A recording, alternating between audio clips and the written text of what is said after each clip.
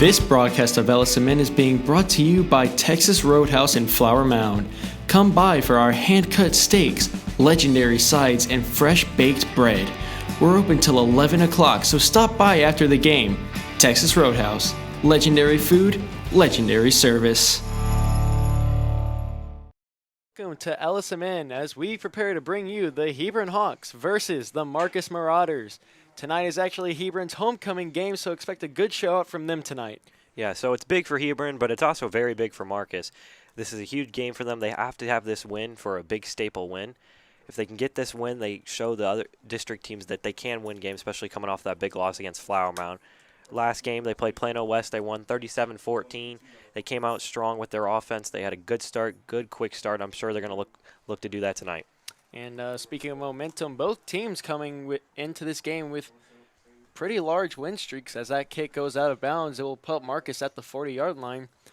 Hebron is coming into this game with a 4-win streak, and Marcus is coming in with a 3-win streak. Hebron also, Hebron head coach Brian Brazel is also coming into this game after just recently gaining his 150th win with the Hebron Hawks. So congratulations to him on that, and I'm sure he'll be looking to expand that resume.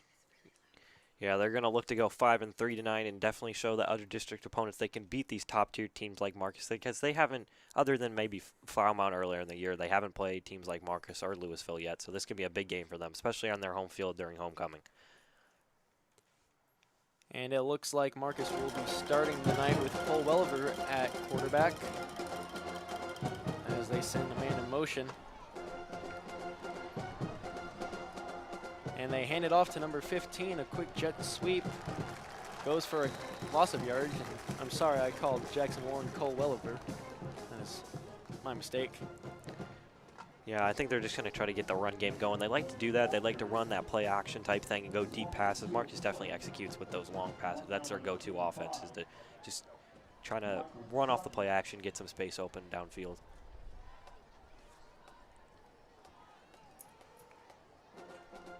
Welliver looks to pass, finds his man a few yards deep for about a gain of 5. Now will bring up 3rd and long. Yeah, they just went to the little quick throw there, just trying to gain some yards back, maybe make this a little bit more of a manageable 3rd down. But even then, it's still going to be a pretty hard 3rd down here, and this is a big play here at the start of the game.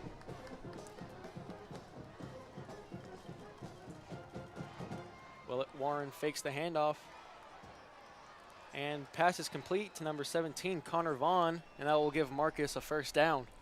Yeah, just another one of those quick play action plays that just found another guy open, just open in space. They're going to try to run those quick plays all night. It's either they're going to go those quick plays and then just kind of surprise you with those deep long passes every once in a while. Marcus able to convert on a big 3rd down there. Get them to about the 42-yard line. As Warren hands it off to Espinoza, he will get about 5 yards on the play there. Seems to be a flag on the play here, but barring that call, that could have been a huge run there by Espinoza. He almost got to the edge there, could have opened up some space, but only got a couple yards there. Good pursuit by that Hebron defense. And it looks like this play is going to come back. I assume it was a holding call on Marcus.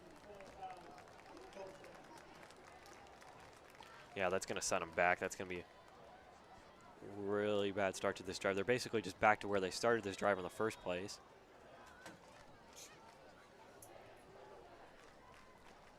And this will now bring up a 1st and 20 for the Marauders.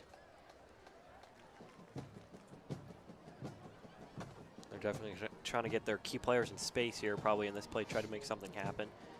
You know you got 3 downs to work with, so I'm sure they're not worrying too much right now. And Hebron sends a 3-man blitz. Warren able to escape, but not for long as he gets hit as he throws it away. I think he did just get out of the pocket there, so I don't think they're going to call intentional grounding there.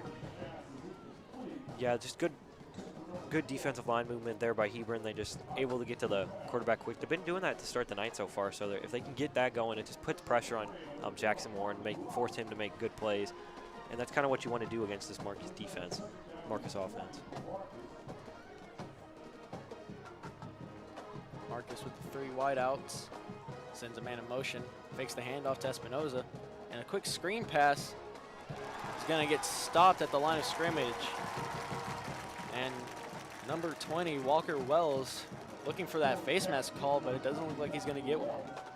Yeah, it did look a little iffy there, but I'm going to go with, here, we got the replay here.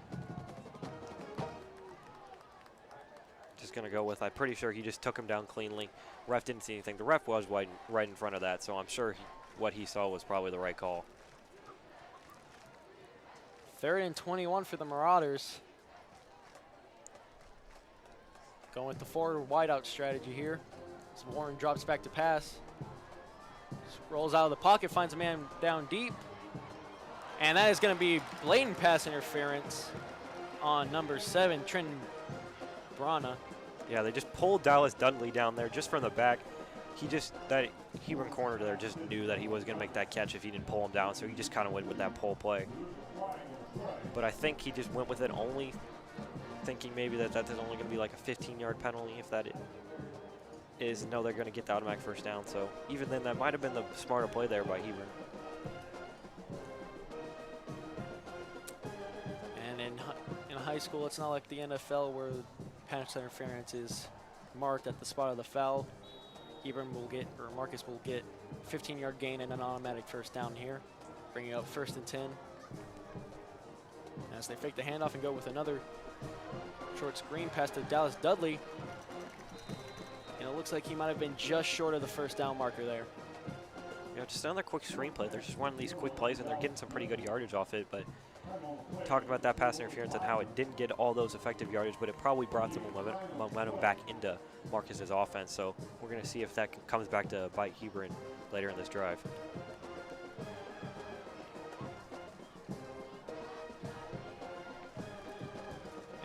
Fakes the handoff once again. Finds Dudley, but Dudley can't bring it down. Goes right off his fingertips. Yeah, just a little bit too high of a throw there by Jackson Warren. Maybe not the best communication.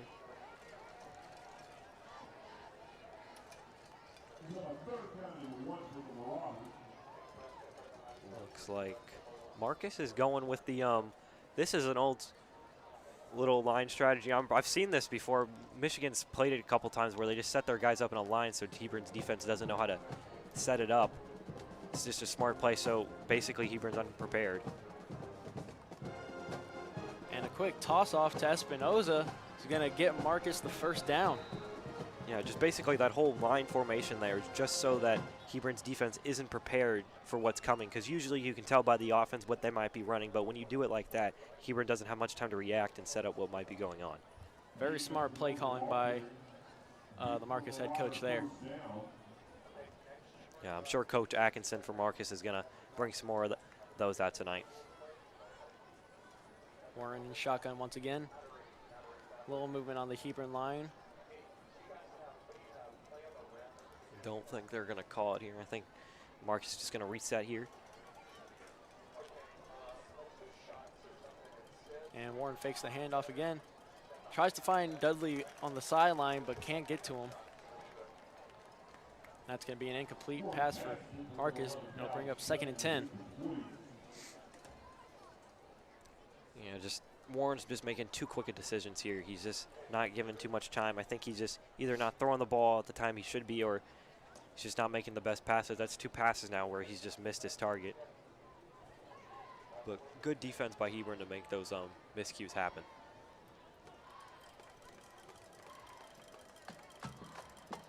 And Warren all alone in the backfield. Rolls out to his right. Can't find a man downfield. He's going to scramble. Slides at the 45-yard line, or the 35-yard line, sorry. And that's going to bring about a gain of 6 for the Marauders. That was a close play there by Hebron. I'm surprised there wasn't a flag on that play. A little bit of a late hit straight to the head there by that Hebron defender. I guess they're going to stay away from that from right now, and they're just going to let this continue going on. This is a huge 3rd down here for Marcus because they're not in field goal range, so they either need to get this first down or they're going to need to get a little closer so they have a better chance at 4th down. And Warren fakes the handoff again. Finds Dudley open in the middle of the field. Dudley tries to make a man miss, and he's going to go down at about the 8-yard line. Yeah, that Hebron defense really bit on the run there. You can just tell by that one guy that was coming at them instantly, he bit on the run. It was just a good play. You can just watch here as number 57 bites on the run, and then the middle of the field is just wide open for Dallas Dudley to make a play, and he obviously outruns his corner. And another quick screen pass off to Espinoza. It's only going to get about a gain of 1. And great job by number 7 on that last play, Trent Brana, making that open field tackle, saving Hebron from a touchdown there. There's going to be a flag on this play. I think it's going to be unsportsmanlike conduct on either Hebron or Marcus. I couldn't really tell who instigated there. But two guys seem to be yapping at each other. I'm sure someone's going to get the flag here. And the refs are meeting about this.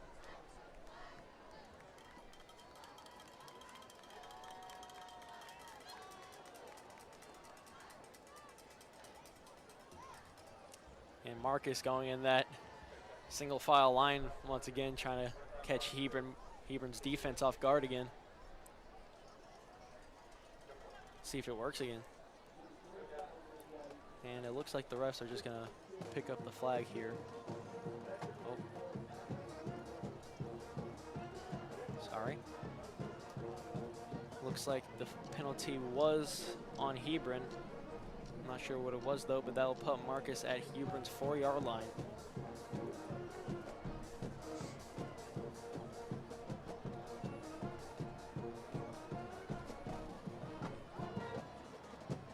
Short yardage gain, so I'm sure that's why Marcus is bringing out this again.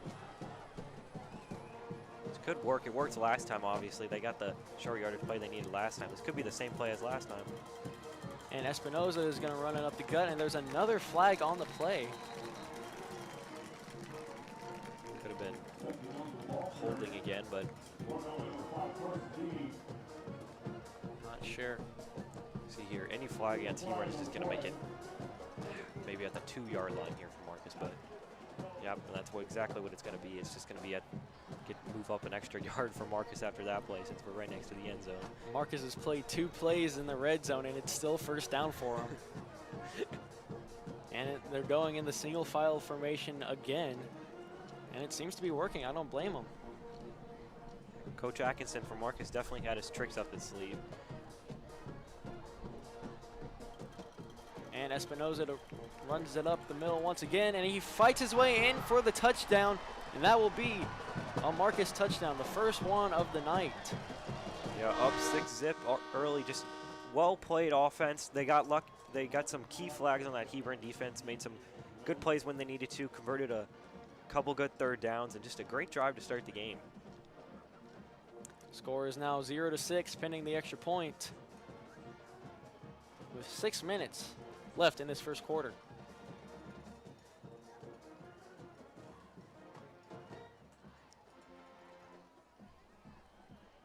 And the kick is good, so that will bring the score up to 7-0.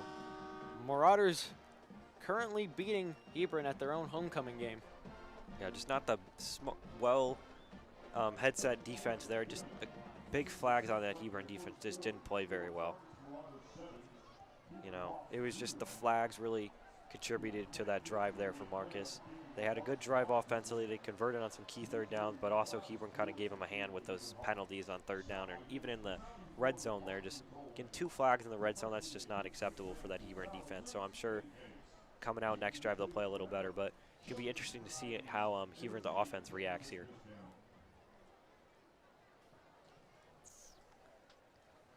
Now, if you're Hebron, would you try to take your time on this first drive, or do you think you want to score as fast as possible?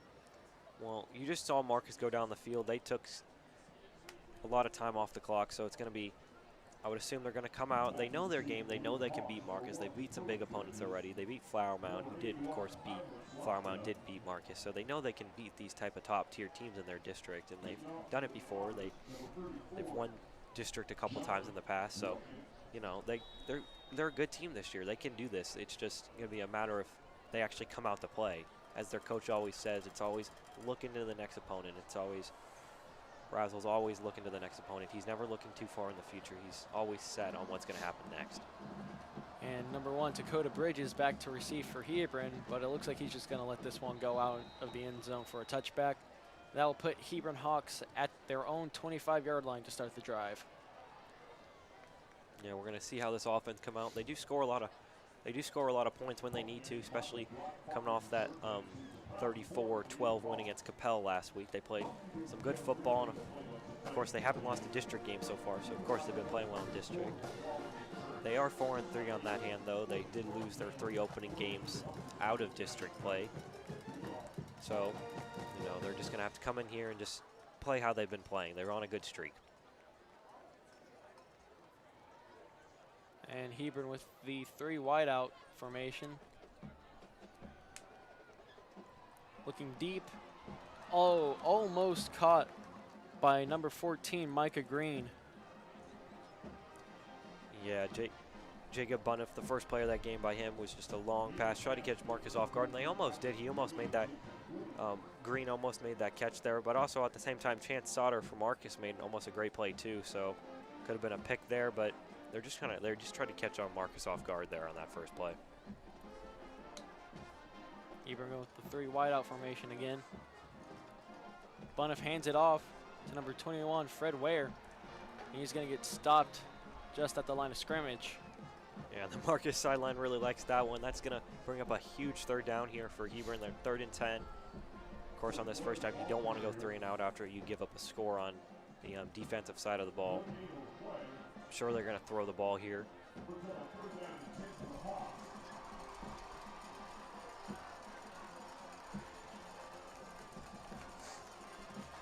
Yeah, and you can see Hebron now going with the 4 wideout formation here. Obviously looking to go deep. Yeah, trying to get some space. And of course, Marcus is playing back a little, knowing that they have 10 yards to spare. And Bunniff throws a screen pass to... I don't think he's going to have enough to get it. I think he was just a little short there. Maybe a yard or half a yard short. Yeah, it looks like they're going to mark him down just a yard short. Number 22, Lane Heedworth, with the reception there. Yeah, Heedworth made some good plays in space there. Definitely, that could have been a loss of maybe even a yard if he didn't make those good plays there. But this is going to key 4th down. You don't want to turn the ball over here. So if they are they going to go for it? Yes, they are. They are going for it on 4th and 1. I like this aggressive play calling by Brazel. And the handoff to number 21 is going to get stopped just behind the line of scrimmage. They're not going to get it. It's going to be Marcus's ball here. But there is a penalty on the play. Interested to see what this is. Yeah, this is a big call here by the refs. Marcus's defense does come back on the field, so maybe it is on Marcus here. It's a key penalty here in this first drive. And Hebron taking a page out of Marcus's playbook here, also lining up single file, trying to catch Marcus off guard.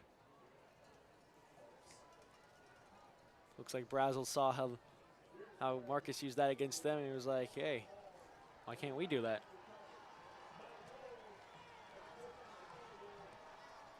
But Marcus's defense is coming off the field now, so it looks like it will be a turnover on downs, and the Marauders will get the ball at the Hebron 35. Yeah, that was just maybe Marcus's defense knew exactly what was coming there on that 4th down. They brought pressure.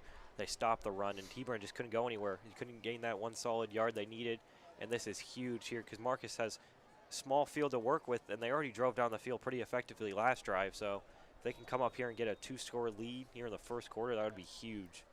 Jackson Warren coming out again on the field. And the Marauders looking to score once again with excellent field position. And Warren hands it off to number 20, Walker Wells. He's going to get a good chunk of yards, about maybe 6 or 7 on the play. Yeah, he was rumbling through defenders there. He probably could have got stopped for 1 yard if he just stopped there, but he broke a couple tackles and he was able to get a solid gain on 1st down. And Hebron just cannot seem to find an answer to this Marcus offense. Yeah, this Marcus offense so far has been playing great, so that Hebron needs to just settle down on their side of the field and just I know it's early in the game. This is a big game, but you just got to settle down. Warren fakes the handoff, almost gets sacked in the backfield, and he's just going to go out of bounds, and it looks like there was a late hit, and Warren is slow to get up. I'm surprised they didn't call that one. That was pretty late of a hit there. He was at least two steps out of bounds, and the refs didn't call anything. That's now 2 plays that I think they might have missed there on those late hits, but Warren looks like he's okay, able to walk on his own strength, going back out onto the field. That's going to bring up 3rd and long for the Marauders. So far, they've been pretty good about converting on 3rd downs, but let's see if they can do it again here. Yeah, this one's definitely one of the longer ones tonight. But converting on those 3rd downs on the first drive, definitely a staple of the first drive, so see if they can do it again. And Warren finds his man in the middle of the field, but the refs are going to call it an incomplete pass as he drops it out of bounds. Isaac Katab was the receiver there, looking for the refs to change their mind, but I don't think they will. Yeah, I just don't think he ever had clear possession of that ball, and then he just couldn't get one foot in and have possession of the ball. And of course, he dropped it there at the end there.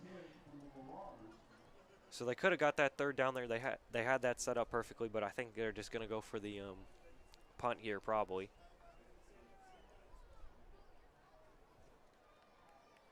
Yeah, it looks like. So Hebron comes up big on 3rd down, forcing the Marauders to punt, as this will go out of bounds at around the Hebron 18.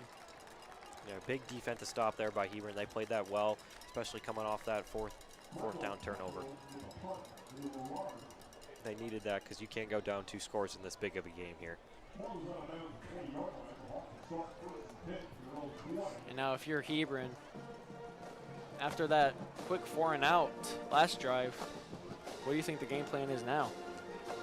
I just think you're going to have to stay with what you are good at. They can't change anything just yet. This is early in the game. That first drive really doesn't mean much right now. It's early in the game. They got plenty of time. So they're going to stay the same. They're going to try to do and execute their game plan. And Bunniff hands it off to number 21, Fred Ware. And he's not going to get anywhere on that run. Yeah, that's just another run where Marcus' defense is ready for it. And they just stop it again. It's just quick. It's just Hebron can't find any open space in the run game so far.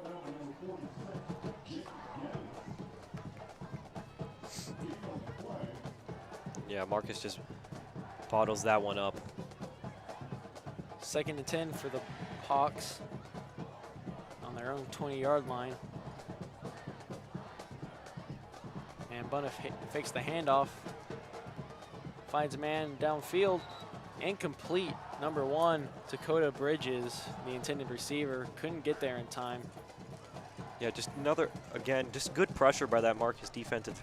Bryson Barber's really getting to that quarterback really quick, just not letting Bunniff have enough time in the pocket to make some plays, just not executing those passes very well. And that play will bring up a 3rd and long for the Hawks. They just can't seem to get anything going on offense. Yeah, another 3rd down here, another big 3rd down. Of course, they're going to pass the ball. And Bunniff finds Dakota Bridges finally deep downfield, and that will put the Hawks into Marcus territory.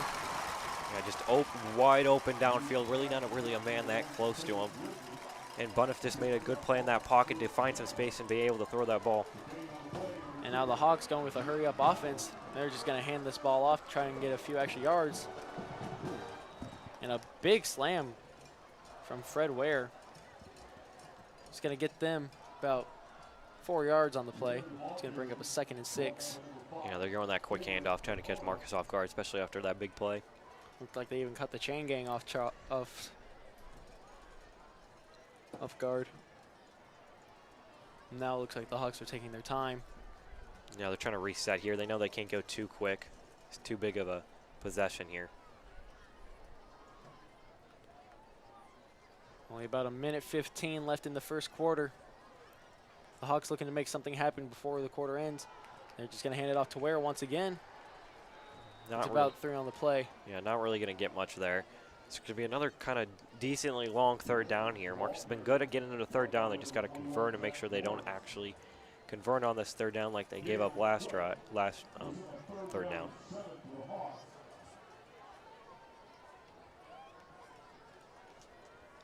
So far, the Marcus defense has been pretty good, especially on third downs.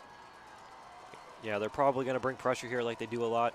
You're going to want to watch Barber here on that right side, but he does get pancaked onto the floor as soon as I say that. Buniff finds his man downfield. Dakota Bridges, the intended receiver, again, almost looked like he caught it using the back of his defender, but the ball comes loose. Almost a great play by the Hawks there. Yeah, just not enough space and some good coverage downfield by Marcus. Way better that time than last drive. That was Cole McKnight there with that good defense there on Bridges. And now the Hawks looking to punt. Definitely not the outcome they wanted here, but it sure is better than giving Marauders the ball at their own 30 again. Yeah, and they did look a lot better this drive than they did the last drive. And the Marauders are going to call a fair catch here and get the ball at their own 12. Yeah, just smart play there by the fair catch, just making sure. But for that Hebron offense, they did look a lot better that drive than they did last time. So that's good signs for them. They got plenty of time in this game. They just got to make sure their defense comes up clutch again and doesn't give up the score here. Only a little over 20 seconds left in the first quarter here. You think Marcus is going to try to get another quick score in before the quarter ends, or do you think they're just going to take their time here? Well, Cole Welliver is coming out on the field, and one of his things is he has a very strong arm. I wouldn't be surprised if he looks for Ashton Cozart there alone on the right side of the field. He has some good speed downfield, so I wouldn't be surprised if Cole Welliver goes deep here to end the quarter off. Welliver breaks the sack, and as you said, he finds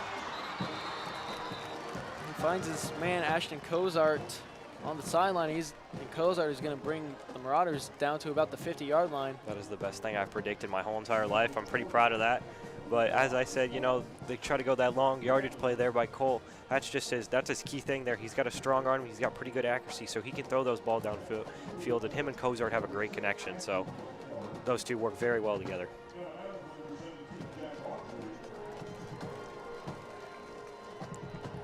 13 seconds left, and the Marauders are just going to hand it off to Espinoza once again. Only got to get about a gain of 1 on the play there. And I think they'll just take this into the next quarter. And we will be right back after this message from our sponsors.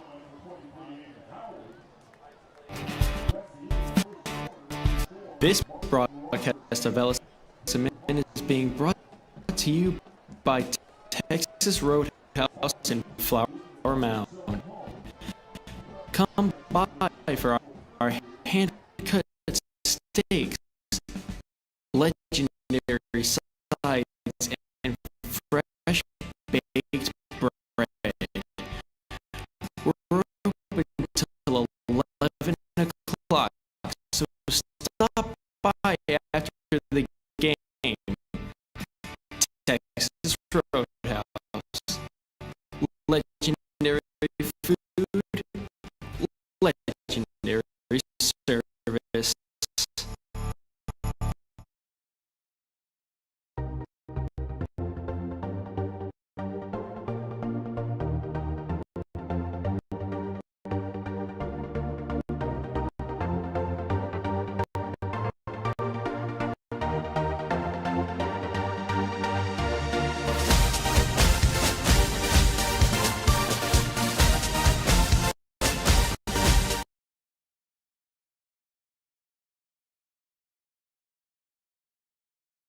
Broadcast of the Hebron Hawks versus the Marcus Marauders, brought to you by Texas Roadhouse in Flower Mound, as Cole Welliver finds Ashton Cozart on the sideline for a gain of about 5. Yeah, just a quick throw there. They're going to have another third down here coming up, another big third down as Cole does stay out there. They like to switch those quarterbacks, so you will see more Cole Welliver tonight. It's just going to be more of Jackson Warren as it's been going on in the season. They both have their specialties. Of course, Cole is the sophomore and Warren's the senior.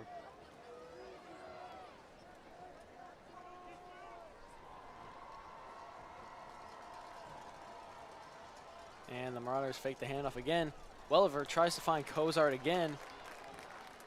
Can't get there in time, though. That's going to be an incomplete pass.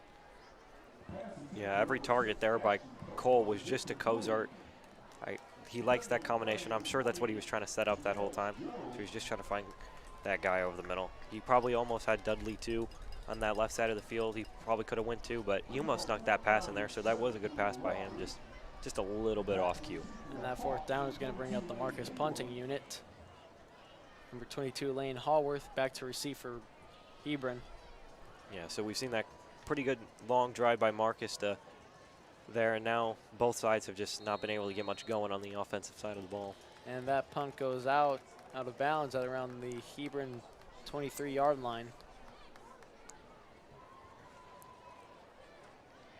It'll be interesting to see what Hebron brings out here after both drives really not going that well, other than that one long pass play Buffin had earlier in that last drive. So kind of have to find something going. That run game hasn't been working very well, so it'll be interesting to see. And this is still a one-possession game, but it seems that Hebron has their match made out for them tonight. You know, this is a big game, as you said earlier. It is their homecoming, and also a big game in the district. And Bunniff tries to throw downfield, intended receiver Aiden Veals. Yeah, just a bit behind him there. Yeah, he did have that man open. He just a little bit bad of a pass, but maybe not the best communication. Maybe a mix-up on routes, but again, pretty good pressure by that Marcus D line. Got to Buffett, made him force that pass. It made him have that miscue.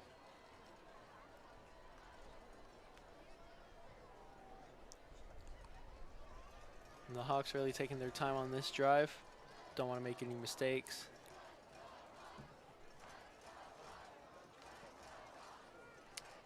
And Bunniff, with a quick handoff to Hallworth, is going to get the Hawks about 6 yards on the play there.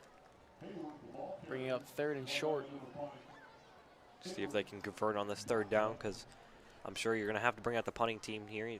But we did see earlier that they did go for it in their own field, so maybe they do go for it here, but it's going to be a short yardage here, so it'd be going to be fun to see what they bring out. Very crucial 3rd down coming up here.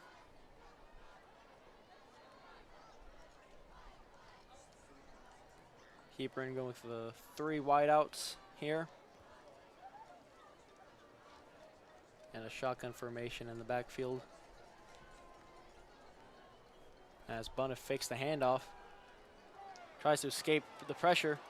And he's going to run for the 1st down, and he's going to just barely make it. That's going to be a 1st down for the Hawks there. Yeah, that little final stref there by Buffin made him get that 1st down. Almost good pursuit there by that Marcus defense to get to him, but Buffin made that last extension there. Was able to get that key 1st down for Hebron. The Marcus defensive line really good at bringing pressure to the quarterback tonight. As the Hawks go in the same formation they've been using.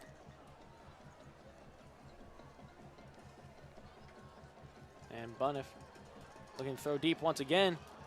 Can't get there. Throws into double coverage. Intended receiver looks like number 3, Kobe Baldwin.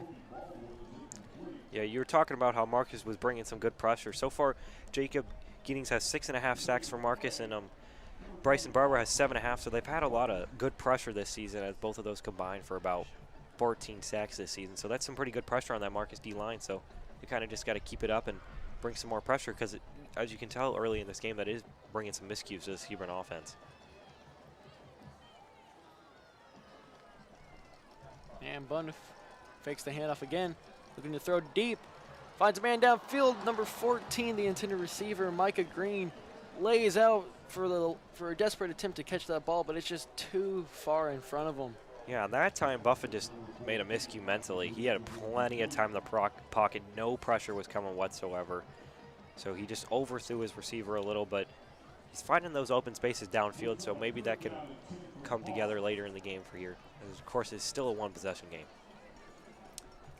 And that play there, incompletion on that play, is going to bring up 3rd and long for the Hawks. Hebron hasn't been too good about converting on 3rd downs tonight, but let's see if they can turn that around here. Yeah, it's just too long of 3rd downs for them. They got to make some plays to get closer. And it looks like the Hawks are calling a timeout, trying to recompose here. Yeah, this is going to be a hard play for them, so they got to really think this one through. Probably got to understand that if they don't get any yardage here, they're going to punt the ball, and they need 10 yards to even get the first down. And they've struggled to make anything really happen other than that one long pass play they had earlier in the last drive. But basically, other than that, they've had a few short yardage runs. That's about all they've got so far.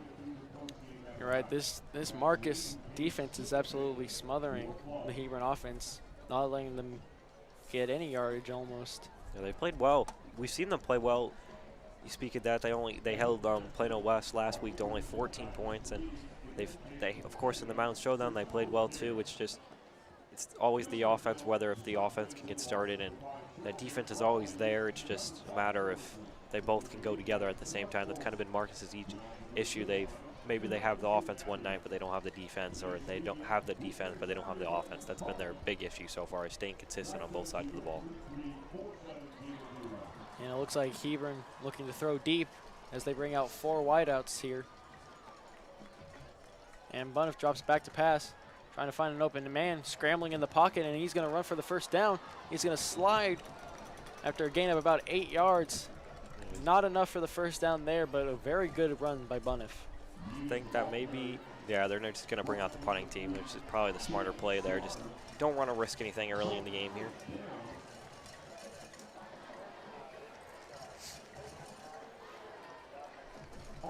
And Marcus once again stopping the Hawks from scoring.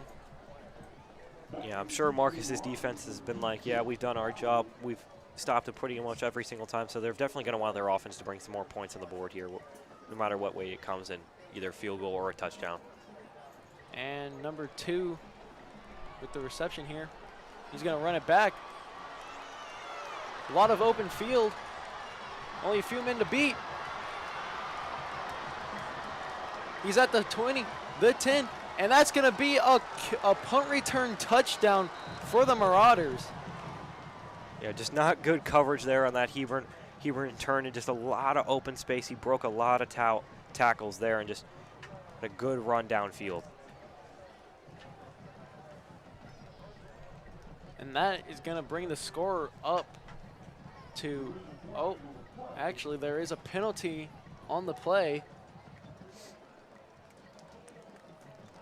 And it looks like this play might not stand. Yeah, it seems to be a call here on Marcus. Maybe on, I think it might have been on Hebron. I can only assume it was something like a block in the back or holding, as it is at the Hebron 45-yard line. So a wonderful kick punt return wiped away by just one penalty. Marcus looking to get those points back here. Well, now we know that their special team is playing great, so there's another positive for this Marcus team. And another incomplete pass, intended target number 11, Dallas Dudley. Yeah, Dudley just had no idea where that ball was. That was just a great throw by Warren, but Dudley really just had no idea where that ball was, and I don't know if that was some kind of miscue on what route he was running, or if he didn't know that ball was supposed to come to him. But that ball was perfectly placed. He could have had that touchdown. He didn't really go for it. Marcus offense really aggressive on this drive, looking to get those points back that were taken away from them with that penalty. As they hand it off to number 20, Walker Wells, and he's going to get into the end zone. No, looks like he was just short. Yeah, but a good run there, just a really good run there by Walker Wells. That is, they have 2 running back system, but I think there's a flag in the backfield. There's going to be, might have been holding on Marcus. that's 2 key flags here that have stopped almost 2 touchdowns, or at least close to a second touchdown so far in this drive. And that's going to bring Marcus back to the Hebron 45. And it'll bring up a 2nd and 20 here for the Marauders. Just another key penalty that you can't really have in these type of drives. So I think just Marcus needs to settle down and just play some cleaner football. And they fake the handoff to Wells here as Dallas Dudley makes the catch, makes a man miss. And he finally gets wrapped up at the Hebron 5-yard line. Looks to be that this one will count, and there's going to be no flag on this play. So after 3 pretty big plays by Marcus, this one finally counts, so they're back on the 5 of Hebron. But even with those flags, Hebron cannot let these big plays happen. And that's 3 straight big plays they've let up, so can't really have this happen. As let's see what Jackson Warren has in mind. Looking to the corner of the end zone. Number 6, the intended retarget, Ashton Cozart. I feel like that might have been illegal touching anyway if he even did catch that, because it did look to me like he stepped out of bounds at the back of the end zone there. Yeah, Jackson Moore just tried to find him over the top. They know Ashton Cozart is a very good receiver. Of course, he's a 4-star. He's almost committed. He just lowered down his top 8 just earlier this week, so he's a good player. He can make those types of catches, just a little bit too far out of his reach. And they hand the ball off to Espinoza again, and he's going to get wrapped up at the line of scrimmage. Now it's going to be 3rd and 5 here, so this is going to be a big play here by Marcus. See what they have in hand and what they want to bring out. See if we're going to bring out the... I think Warren's going to go over here to talk to his coaches, as I think Marcus is going to bring out this line formation thing they've done 3 times in this game so far. And each time they've done it to success. Yeah, and each time has also been a run play, so I wouldn't be surprised if Hebron's thinking run to start this play here, but maybe they come out with a little bit of a tight end run out to the right and find some open face, but it'll be interesting to see what happens. A trick play within a trick play. And there is a flag on the play now. And it looks like it will probably be on Marcus. And it is. It was a false start on the Marauders. That's going to bring them back a few more yards. Now longer 3rd and goal here, so they're definitely going to have to go end zone, of course, since it's 3rd and goal. So it's basically end zone or they're going to take the field goal.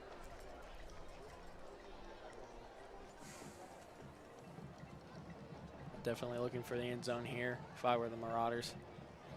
You basically have to. You know your field goal kicker can make it from here or even closer, so just going to have to go into probably going to be a pass play. I'd watch Dudley here out to the left as he moves in motion.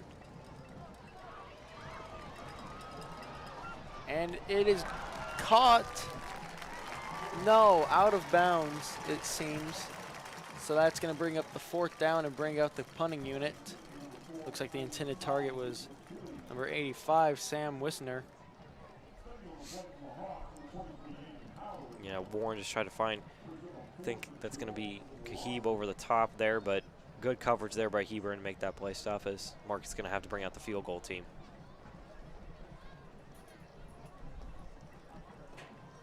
Only 6:43 left in the game, and the kick is good, so that will increase the score to 10-0. Marauders still winning against Hebron in their own homecoming game.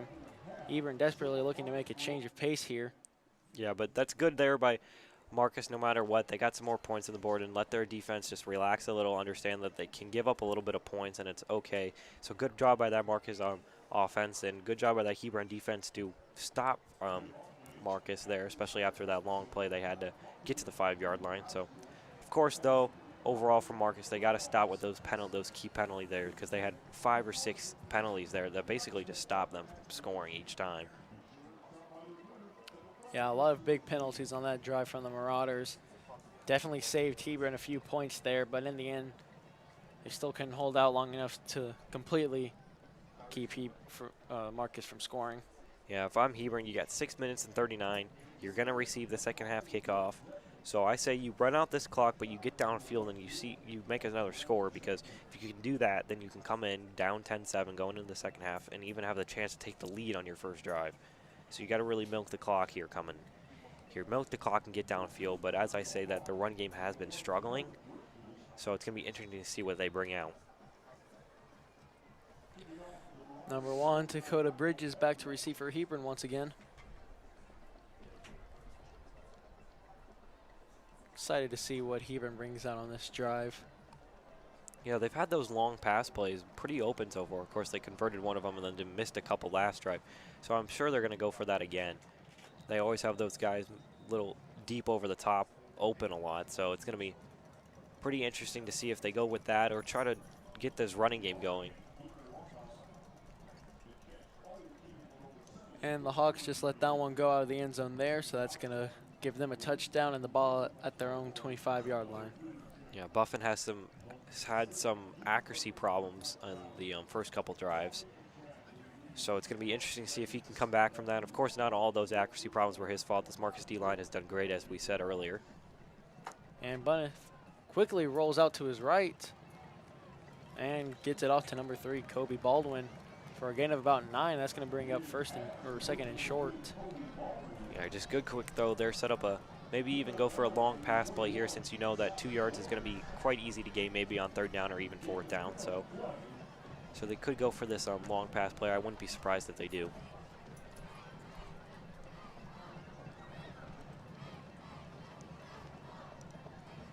And Bunniff drops back to pass all day in the pocket. Intended target number 3, Kobe Baldwin, once again thrown well behind him. Yeah, just then again, it's just accuracy problems right now. He's just not making the best of throws that he knows he can make, so he kind of just has to settle down. I think he's just got a little bit of the nerves here, knowing how big of a game this is for Hebron. Baldwin tried to make a play there, but in the end just couldn't haul it in. Yeah, that would have been a nice catch, little one-handed grab there to probably get the 1st down and maybe even a little more. But again, a key 3rd down here for the Hebron offense.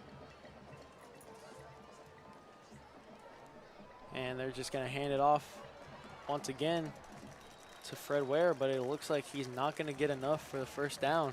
If he does, it's just going to be a little short. I think they're going to say 1st down here. I think he just got just enough to get the 1st down. And a big 3rd down conversion from the Hawks there, keeping this drive alive. I think he literally landed directly on that 1st down marker there. So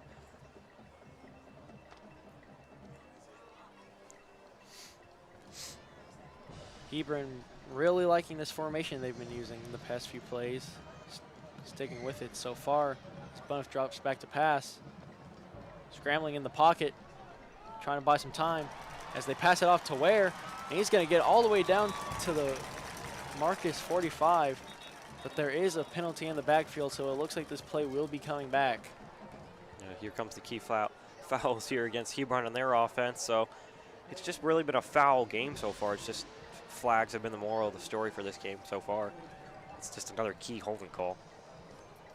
And as you said, it is a holding call on the Hawks there, so that'll bring him back another 10 yards, bringing up 1st and 20. But overall, a good play there by Hebron. Hebron now back to where they started this drive. Now they need 2 1st downs for the price of 1. Got plenty of time. They still got 6 minutes basically. So they got time to make this drive happen. They just need to settle down and play a little smarter, make sure you don't have those flags.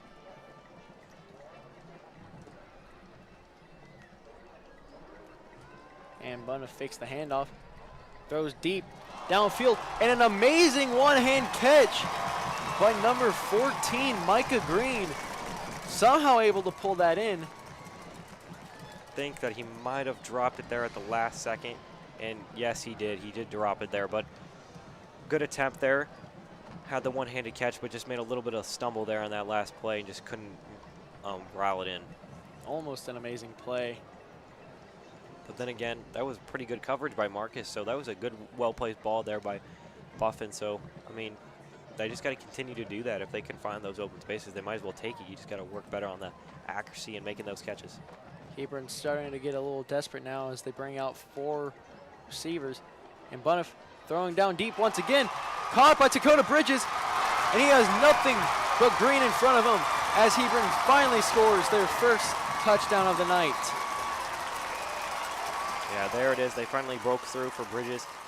Just again, another long throw. I think the refs are communicating again here. I don't know if they're going to call this back or not, but oh, you're right. I do see a penalty down in the backfield near the line of scrimmage.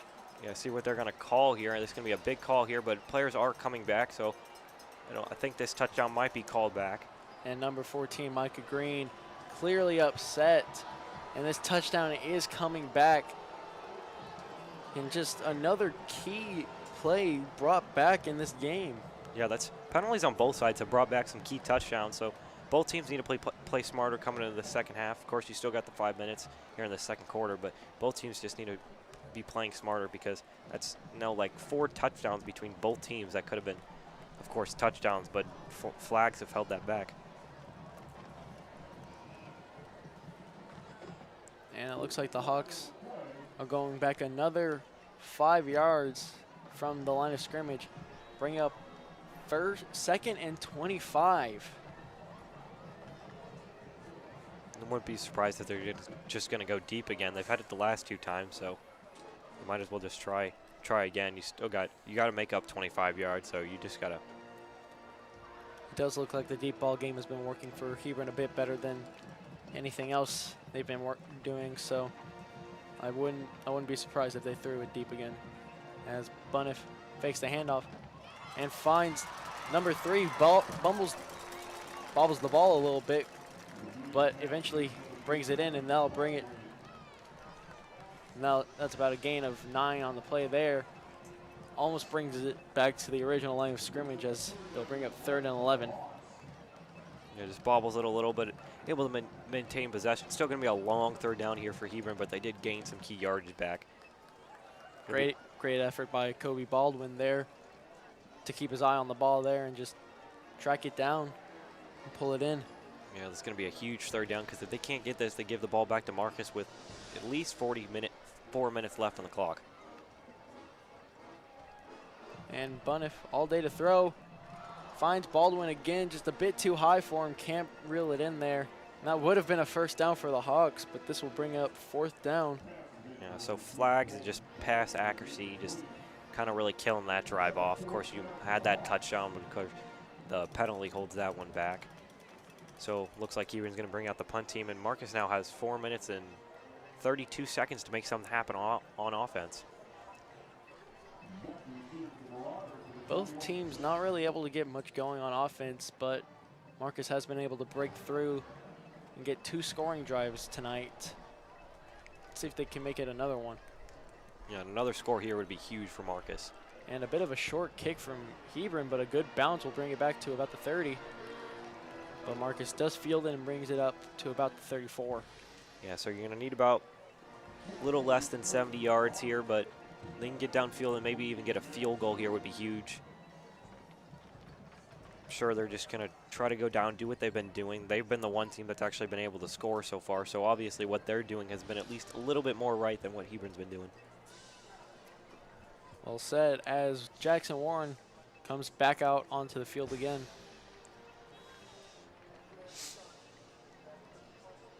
I can only assume that they're just going to come back out and do what they've been doing all game, because it seems to be working for them so far. Yeah, you could see Dudley here open on the left side of the field. He's got some good moves, so. And a quick screen pass off to number 4, Isaac Hatlab. It's going to get behind the line of scrimmage.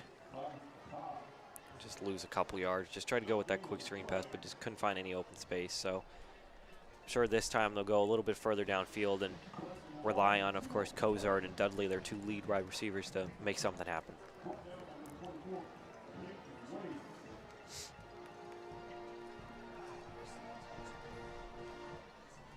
And a high snap for Warren. He's going to roll out to his right, and he's just going to throw that away. No intentional grounding called there. I feel like they might have been able to, but the refs just don't call it. Yeah, just good pressure there by that Hebron D-line. Now they're starting to bring the pressure on Jackson Warren. Just that pocket collapsed very quick on Warren. So this is going to be a long 3rd down here, and you don't really want to give the ball back to Hebron because that's going to give them probably the ball near the 35-yard line, and still got about 3 minutes left, and you're going to have all your timeouts, about 2 timeouts. 3rd and 12 for the Marauders as they bring out a 4 wide out formation. And the pocket just absolutely collapses, and it's picked off by the Hawks. And Warren slow to get up again, but looks like he'll be okay. Yeah, he just got hit as hit as he threw and just didn't make the best pass. So of course underthrown on Kozart there and just didn't find him. Pass was intercepted by Owen Bodnar, safety for the Hawks. And the Hawks finally have some momentum going into one of their drives tonight. You got about 3 minutes to get down the field and hope that penalties don't stun their offensive drives again.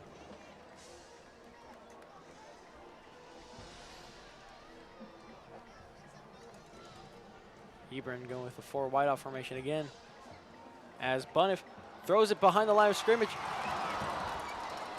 to Micah Green, who throws it and almost makes a huge completion.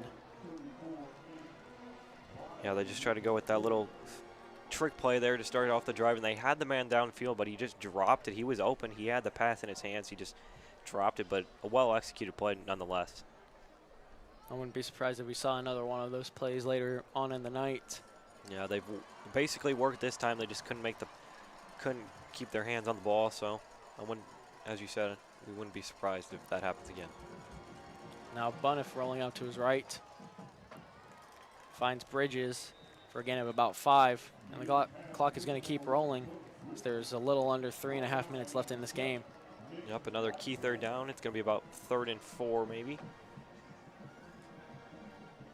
They're probably going to throw the ball again, as of course the running game hasn't been the best so far. And a big 3rd down for the Hawks here. If they don't get it here, I can only assume that they'll go for it. Looks like they're trying to get the Marauders to jump off sides.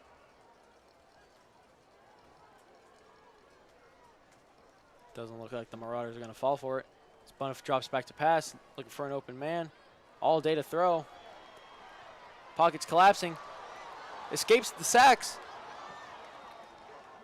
And I think Matthew Barber there just brought the pressure, and he forced a fumble there on Buffin, but it is going to be down here. And of course, now Hebron lost all that yardage, so they're going to have to bring out the punt team here. So that's probably a worst-case scenario for Hebron. Good effort by Bunniff to keep the play alive, dodging all those sacks, but in the end, seems to do more harm than good for them.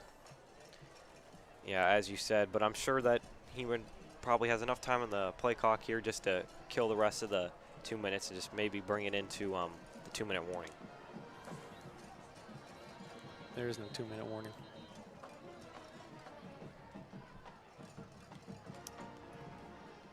But the referees will stop the clock, as I believe there was a timeout called by the Marauders. So good enough for a 2-minute warning.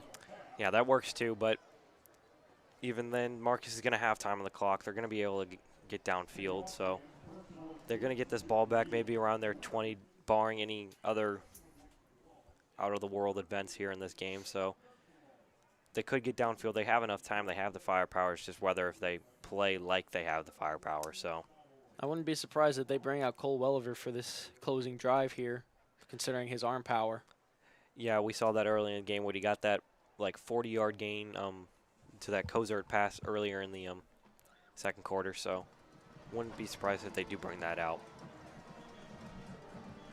And the Marauders now taking the field, as well as the Hawks.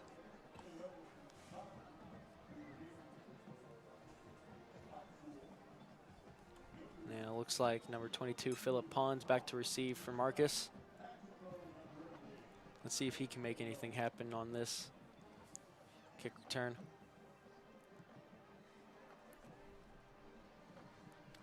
And he is just eating up as soon as he caught the ball. Didn't realize he should have probably called for a fair catch there. I don't know if the ref missed it if he did, but if he didn't, then it works either way. They're going to have the ball here at about the 15-yard line, so it's going to be a long way to gain, but I'm pretty sure if Marcus just runs out the clock, too, that wouldn't be the worst case because you wouldn't let Hebron get that score at the end of the half and just didn't let them have a chance to take the lead or tie the game when they came out in the second half. The Marauders are going to get the ball at their own 15-yard line, so they have an 85-yard drive ahead of them. And as you said, I'm positive that Cole Welliver is now out there. And he is, so it looks like the Marauders are looking to throw deep these next few plays. Yeah, they have a lot of yard to gain and not really that much time to do it. And they're just going to start the drive with a quick handoff to Walker Wells, but there is a flag on the play, which stops the play. Yeah, it seems to be a false start here. It's going to bring the Marcus offense even closer to their own end zone. And you were correct. It was a false start on the Marauders. That'll bring it back to their own 10-yard line. Bring up 1st and 15. Wouldn't be surprised now if Marcus goes for the throw instead of that quick little run, unless they're just trying to kill the time here. That is a possibility here, but why would you bother bringing out Cole Welliver if you're just going to kill time? And they're going to fake the handoff as Welliver drops back into his own end zone. And a low pass is caught by Connor Vaughn for a big gain of about 14. Yeah, just Cole was under pressure there, but made a pretty good pass. There is a flag in the end zone. Looks like it was on the Hawks, however. Yeah, so either way, Marcus is going to gain some yardage here and going to get the first down. Yep, the Marauders do, in fact, get the first down and then some off of that play.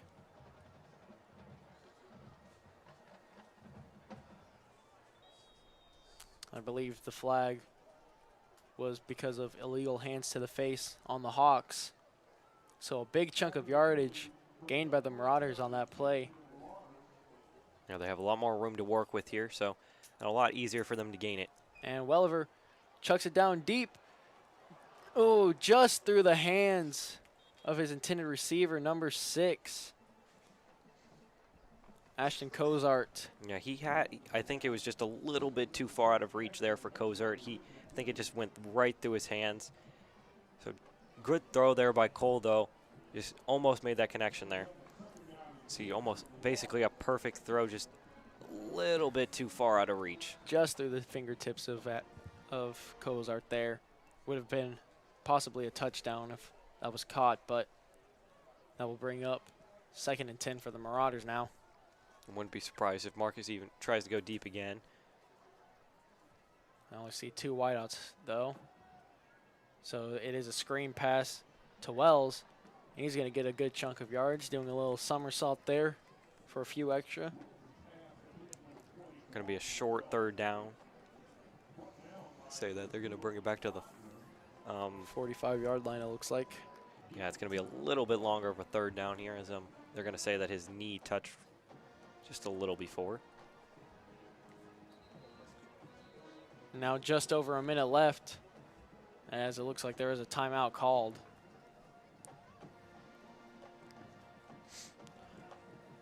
So I'd assume now that Marcus is just going to revamp here. It's going to be a short 3rd down, about 3rd and 3. So they can get this 3rd down and maybe then just set up for a long pass play or go for the long pass play and just maybe even try the 4th and 3. But I would definitely go with probably they're going to go with try to get this 1st down and then go for the pass play and just go from there. Yeah, that sounds like the smart thing to do. Only a minute left in this 2nd quarter. About to go into the half, so they really have not much to lose here. Yeah, but so far in this game, we've seen a lot of penalty flags that have resulted in touchdown plays that got called back or drives that have been stunned by penalty flags. All these things, this not the smartest mental play, and a lot of flags on both sides. Both teams got to clean that up going into the 2nd half. But so far, a good game, and huge for Hebron to come back in this 2nd half as we close out the 1st half, especially down 10. And Marcus is playing pretty good football. It's a big game for them too. And both teams make their way back out onto the field for the final minute of play in this 1st half. Marcus looking to make this a 3-possession game here, if possible. Yeah, and Marcus still has 1 timeout to work with.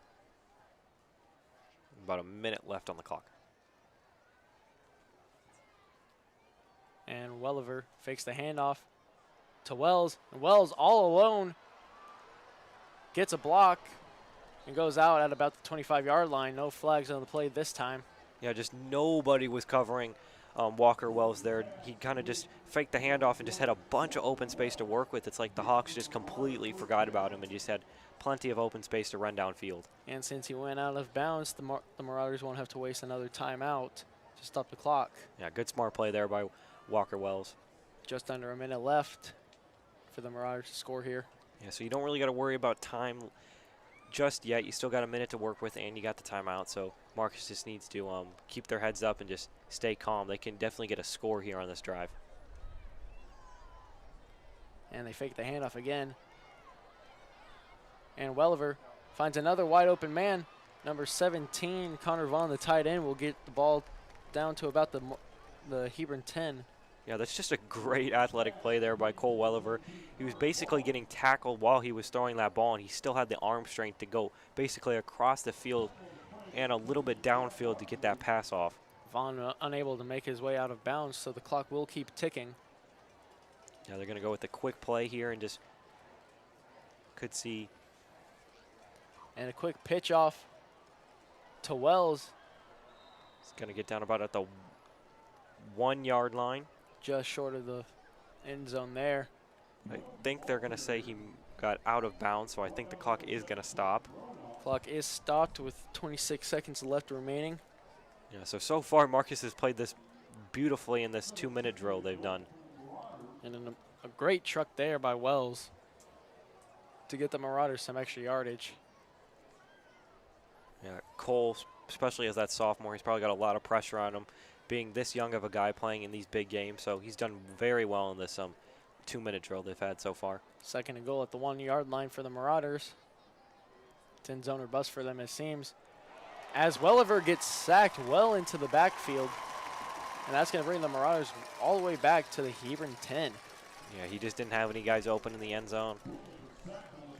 But they're going to call timeout here, of course, since he got sacked. But they still got 17 seconds to work with. Probably going to go with one more play and then bring out the field goal team. It's probably going to be go for the end zone and then either score or have the incomplete pass. So, and then they're just going to bring out the field goal team. So overall, barring any turnovers, could be a score here for Marcus. And that is Marcus's last timeout,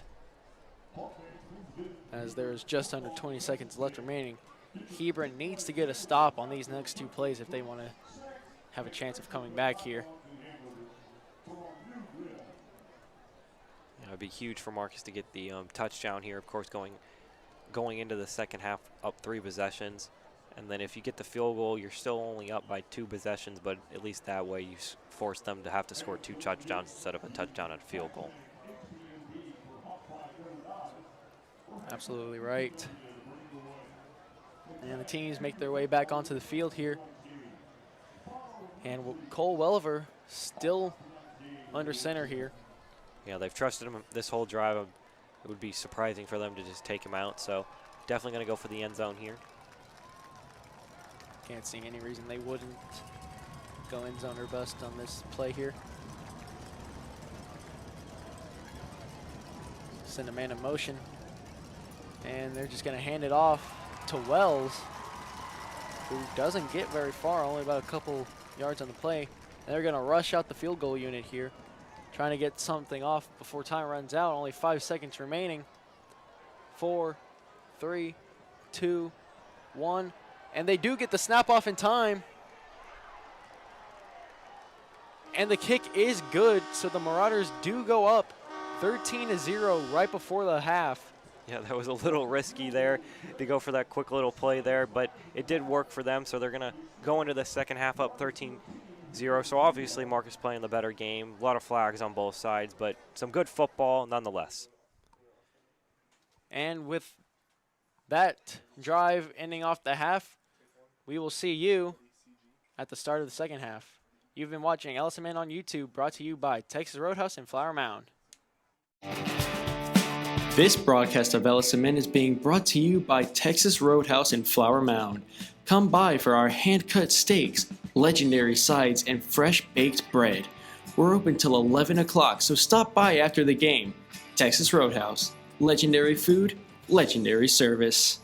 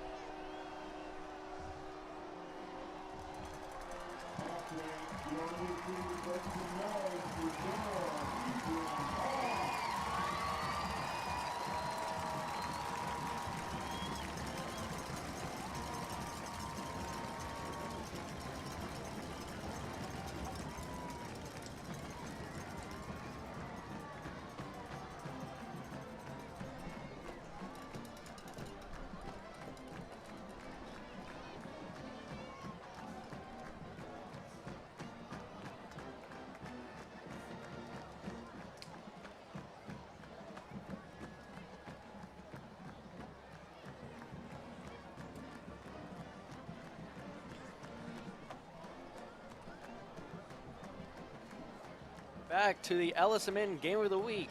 Hebron Hawks versus Marcus Marauders. I'm Brody Lewis alongside my partner Brendan Selke, and we have quite a game here going on. Score is 13-0. Marcus is up. And as for scores around the district, Louisville versus Coppell. Louisville is up 25-7. Yeah, then Plano is winning 27-14. That is Plano West. They're beating Flower Mound, so that basically Flower Mound's just down in the deep right now. They're kind of struggling, and Plano West is playing some good football. And finally, Plano East versus Plano. Plano is absolutely crushing Plano East right now, 28-7. As the Marauders kick off to the Hebron Hawks, they're just gonna let it go out of the end zone for a touchback, and the Hawks will get the ball at their own 25. Yeah, we'll see what Hebron has in store here. Of course, getting that, they're going to get the ball to start this. They really need a score here. They got to come back in this game.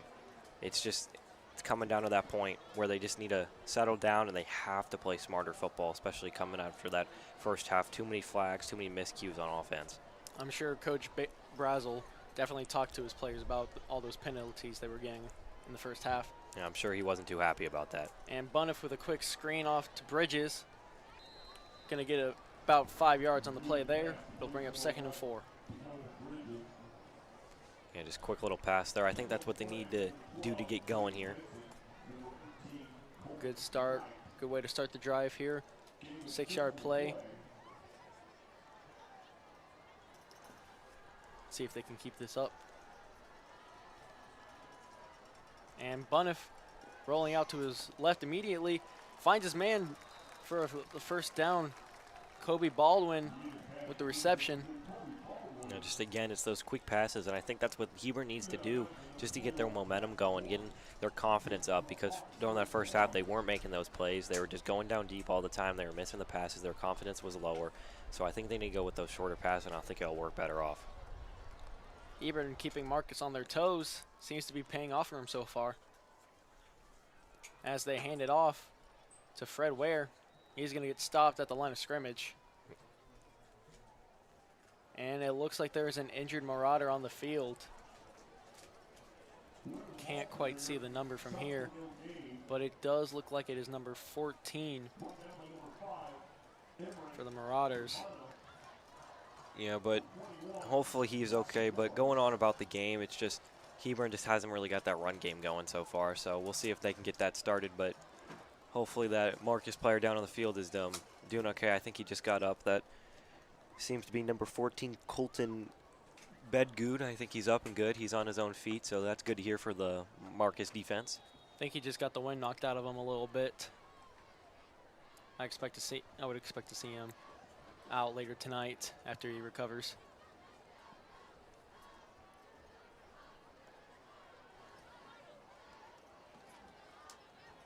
As the Hawks go on to 2nd and long, Bunniff finds number 14, Micah Green, for a short gain on the play.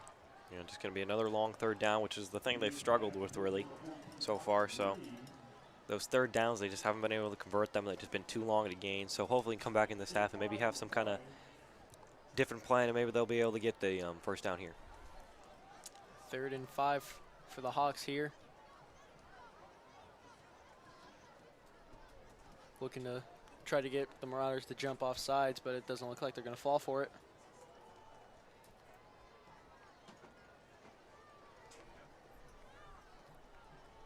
And Bunniff tries to roll out again, gets wrapped up well behind the original line of scrimmage, and that's going to bring up a 4th and long, and possibly the punting unit too. Yeah, it looks like that Bryson Barber just got to him again. That's going to be probably his first full sack of this game. Probably had a half sack earlier in the game. So that's a good pressure him by there. That's Bryson Barber. It's probably going to bring him to about 9 sacks on the season. That's pretty impressive, especially saying they've only played about, of course, 6 games so far coming into this one, this being their 7th game of the season. And the Hawks did start off pretty hot this drive, but they seem to have stalled out after that Marcus injury. And a pretty low kick is going to be fielded by number 21 for the Marauders. And he has nothing but Green ahead of him. Only a few people to beat, and he goes out of bounds at the 13-yard line. Yeah, That was a good kick return there, and this one especially doesn't have any flags on this play, so that's much better there for this this Marcus special teams. They eliminated those flags and was actually able to get the yardage off that return. And another great punt return by the Marauders. This one finally sticking with them.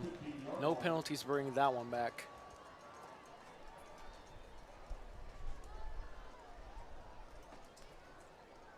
Yeah, overall, I think they're just going to settle down here. It'll be interesting to see if Marcus is either going to bring out Cole Welliver here or Jackson Warren, but I think that they're going to bring out Jackson Warren here. So short yardage, short field here for Marcus. See if they can get an early score here in this second half. And if Marcus can, in fact, score here, it would be extremely good for the rest of the game for them tonight. And a quick handoff to number 15 is going to go in for a touchdown. Number 15, Gabe Espinoza. One play drive, and the Marauders are now up 3 scores to Hebron. It looks like they're going to go for 2 here, going to go for a quick little play. But as I say that, they go to switch off the field for their PAT. Well, great call by me. Score is now 19-0, pending the extra point. And as I say that, I think that they just faked the PAT there, and they kind of just handed it off, and then from behind it just hit that guy and went in for the 2-point conversion there and played that trick little play there and was able to get this now up to a 3-touchdown lead. Marcus really has been loving their trick plays tonight. Yeah, it's been amazing so far to see this Marcus offense work in all the special ways. I mean, this team is playing very good football as of late, and this is just showing their pure dominance. I mean, their defense playing great, haven't gave up any points. Their offense, of course, going out there against a hard Hebron defense and putting up 21. And that was a great start of the second half. That's exactly what they needed. And as for Hebron, they need points on this drive. Like, you're giving Marcus has all the momentum. You need points in this drive because now it's a 3-possession game, and all you got is about the second half. So.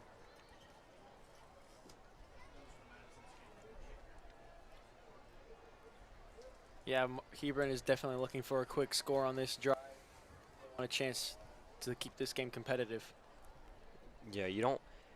As we were saying that first half, they had plenty of time, but now the clock is just ticking. You're just running out of time here. You gotta start making plays for Hebron.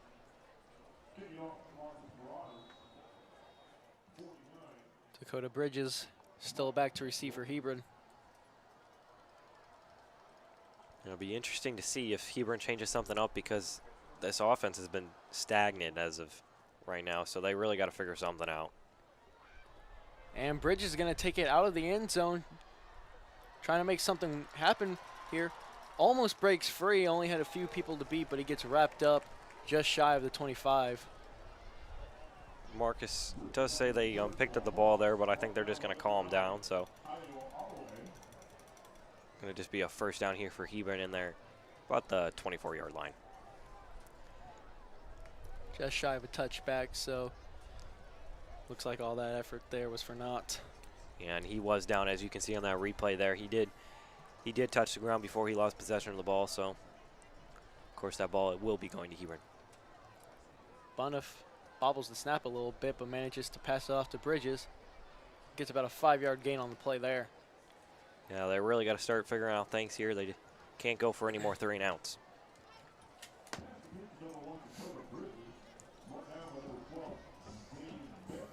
That play will bring up 2nd and 5 for the Hawks as they try to continue to force Marcus to jump off sides.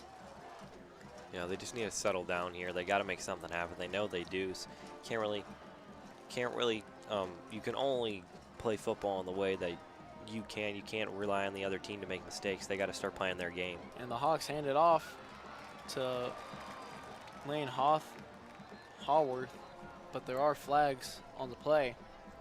And I think this play is going to be coming back too. So, and Hebron's first good run of the game, I think, going to be called back here for maybe holding. Yeah, it's going to be holding on Hebron. So, even after their first pretty good run of the game, they're just going to get called back here. That's not what you really want to see.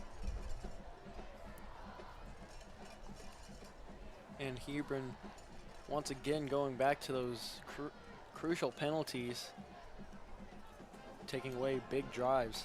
Yeah, those penalties have definitely been the moral of the story. Of course, that penalty earlier in the first half took away a touchdown for Hebron and took away a lot of momentum out of a lot of drives, even for both sides, really. Marcus should have got maybe an extra touchdown on the scoreboard right now, but of course, that's kind of the game of football. You got to work off your mistakes. And Buneff escaping the pocket as it collapses, and he's just going to throw it away. Looks like the intended target is Micah Green. Yeah, he just didn't have anyone open. Good coverage there by the Marcus secondary. It's going to bring up another long third down here for Hebron. And the Marcus defensive line has just been terrorizing Buneff tonight, just not letting him get anything done. Yeah, that D-line has been great. You know, Barber and all of them. You even got Bardwell there, the sophomore, that's done some good work tonight. Just bringing a lot of pressure, even without only having about 1.5 sacks this game. But you're still bringing pressure, and you're still putting Buffin under a lot of pressure. So playing some good football there on the D-line.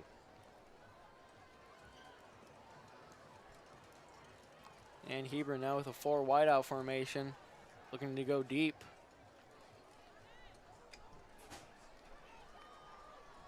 As Buneff drops back, a quick screen pass off to Haworth. It's going to be maybe just enough for the first down. And I think they are going to give it to him. And they do. Haworth with the extra effort to get those extra few yards they needed for the first down. Yeah, he just got it too. I think about like maybe a centimeter there to get that first down. So good extra effort there to get that first down for Hebron. That was much needed. Hebron still going with the 4 wideouts. And another quick screen to Bridges. He makes a man miss and only gets about a couple yards on the play there. Yeah, for Hebron, they really can't rely on these small plays to work throughout the whole drive. Marcus will find a way to force that third down and force another stop. So they got to find a way to either get a big play or make some plays in open space here out of their key players. And that play will bring up 2nd and 8 for the Hawks,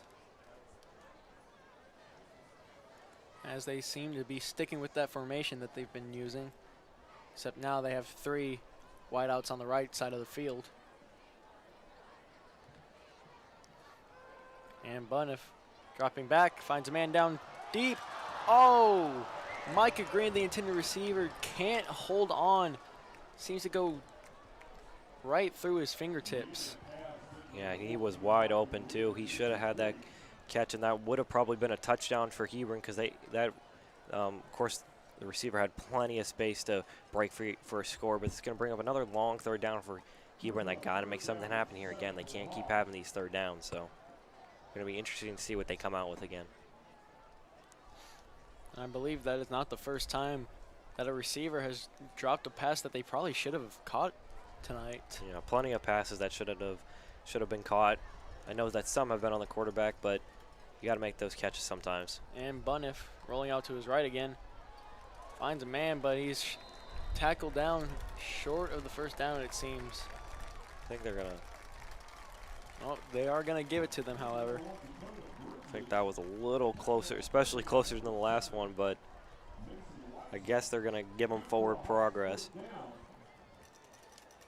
And another close third down conversion is going to give the Hawks another set of first downs.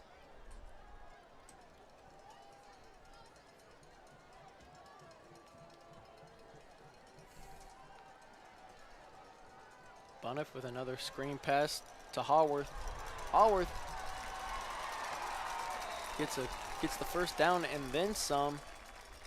Good chunk of yardage there. And Hebron seems to finally have gotten into their own groove here. Yeah, they're going with these quick passes, getting a lot of open space. They're letting their good players in space actually work in the space now, and they're actually moving down the field on Marcus. They of course, had those couple close calls on third down, but they're still moving the ball downfield, so definitely be interesting to see how Marcus' defense reacts here. And Hebron definitely likes this formation they've been using, bringing out 4 wide receivers each play. And once again, thrown to Micah Green, just can't reel it in. Yeah, that was going to be way off target there, and I'm pretty sure if Micah Green didn't tip that ball away, that number 2 on Marcus, Jake Baldlord would have got that ball and probably would have picked it off, but good play there nonetheless on defense to close up the coverage.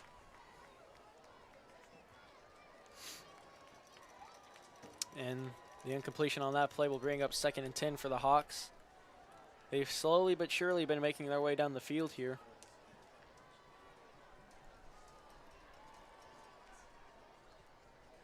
And they're just going to hand it off to Haworth again. He's only going to get about a couple yards on the play there, bringing up another 3rd and long for the Hawks. You know, just again, it's not going to, that run game really isn't going to work for them. It hasn't worked all night, so they really just got to keep passing the ball. I think they're just trying to run the ball, just trying to keep Marcus on their toes, but at the same time, Marcus is probably thinking they only can move the ball on us if they throw the ball, so they got to be looking past here, especially on 3rd and long.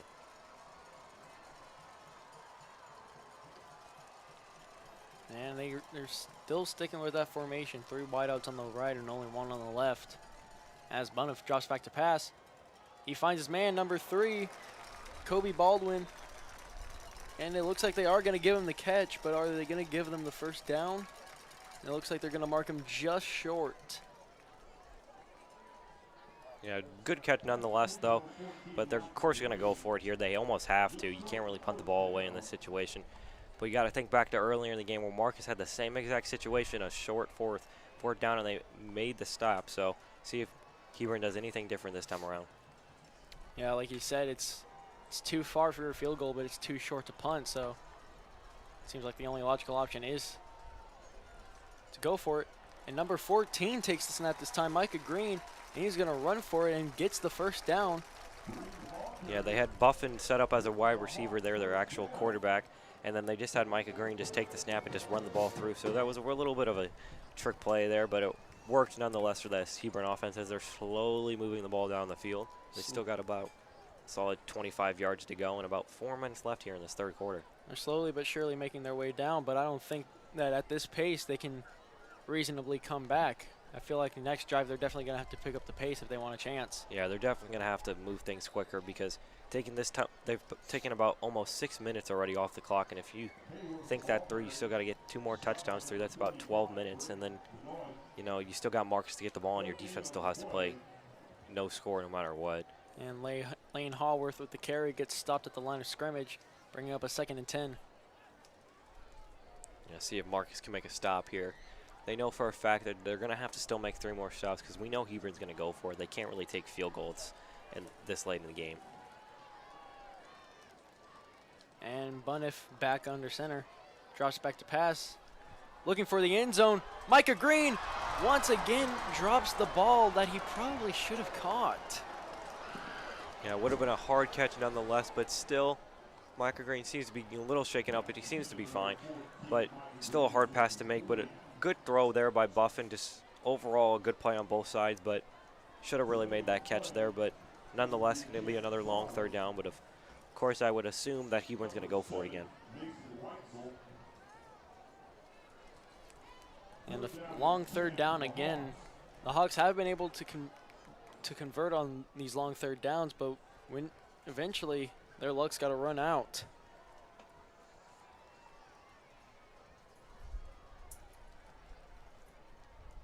As Bunniff takes the snap and a quick screen pass to Ware.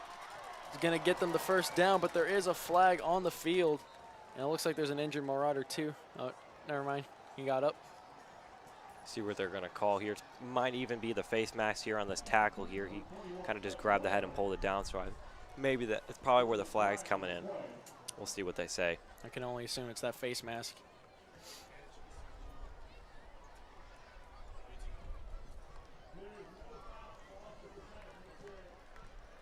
And the penalty was on the Marauders as the Hawks get another first down. And the story of this game really has just been penalties. Each team has had probably too many penalties. Yeah, quite a few on each side, just bad miscues. So, sorry, this game has been penalties, but of course Marcus has played the better game with the penalties on their side. So, but of course Hebron is in the red zone here, so they actually have a chance to score. It's probably the first time they've actually had a legitimate chance to score in this game. And Haworth with the carry once again gets stopped at the line of scrimmage. Run game really has not been working for the Hawks tonight. but they still insist on trying it. Yeah, I think it's more of not so much to gain yardage, but to keep Marcus on their toes to be prepared for a run at basically any time, you know. They're just trying to keep Marcus to be wary if it's still going to be a run or a pass, even though I'm sure Marcus is always thinking that it's probably going to be a pass most of the time.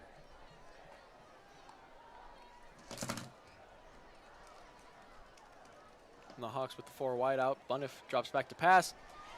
Finds Bridges in the open field, and Bridges is in for the touchdown, and that's the Hawks' first touchdown of the night. Yeah, just found him over the middle, and he broke a few tackles. Just a good pass, good setup there, but nonetheless, it's going to be about almost a 9-minute drive. Not a 9-minute, but about an 8-minute drive overall. Just a long drive there by Hebron to get down the field and get that score. This is going to be a big drive for Hebron. Score is 6-21, pending the extra point. And like you said, that was quite a lengthy drive. And if Hebron wants a chance to come back and win this, they cannot take that much time on each of their drives. Yeah, they're still down 2 possessions, and you know, you're still down 2 possessions. You still got to defend Marcus 2 more times, and you only got about 14 minutes and a half left in this game. So definitely be interesting to see how it pans out. They're definitely going to look for a turnover on the defensive side of the ball. Yeah, Hebron's definitely going to be looking for their defense to make a big stop on this next drive.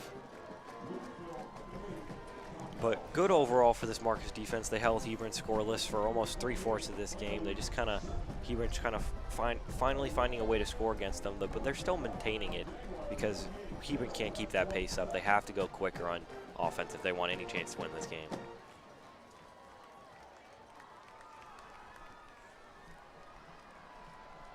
You almost wonder if they're going to risk going with an onside kick on this kickoff just to see if they can get the ball back faster. Yeah, I think it's either going to be this time or if they get the ball back, if they score again, they're definitely going to go for it then. But I wouldn't be surprised if they go for a little risky play here and just try to make something happen.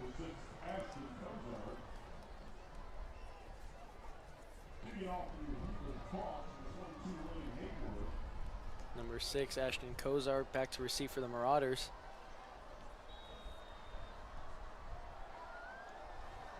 Yeah, Kozar has some pretty good wheels on him, so you definitely got to watch out for him. And Marcus's special team has had 2 pretty good returns, so definitely wary for Hebron. And the Marauders are going to take this and field it. Almost botched the snap there. And a sneaky handoff to number 3 is going to put the Marauders in excellent field position. Yeah, that's Chance Sauter there. I think what happened is that he just kind of handed it off there near like the 5-yard line to see what happens, but there is a flag on the field. Yeah, it's going to be blocking the back on Marcus. That's another key flag on special teams. So even after the tricky plays by Marcus, it's still going to be a block in the back, and they're still going to have to go all the way back to about their 5-yard line probably. Now that was an excellent play. Now what I think happened there was I did see Kozart bobble the ball a little bit, and I think that's when number 3 on the Marauders, Chance Sauter, came over and snagged the ball up. Yeah, so even though it didn't count, it was still a pretty good play nonetheless, working off miscues. Definitely something you don't see very often, like playing good off those miscues, but even after that flag, Marcus has to keep this ball here for a very long time. They got to get the ball going into the 4th quarter. They have to have possession still. They need to kill as much time as they can. Yeah, it's definitely time for the Marauders to start chewing a little bit of clock on these drives. Yeah, but you have to think if they kill enough clock and they score here, this game is all but done here tonight.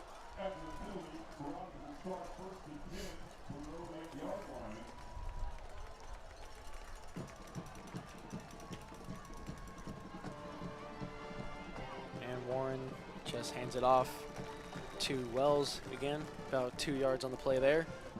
Yeah, just prepared for runs here. They're definitely going to kill the clock here and just not really worry about going too fast. I'm sure they're going to take this into the 4th quarter. And now just under 2 minutes left in the 3rd quarter as the Marauders gear up for 2nd and 8.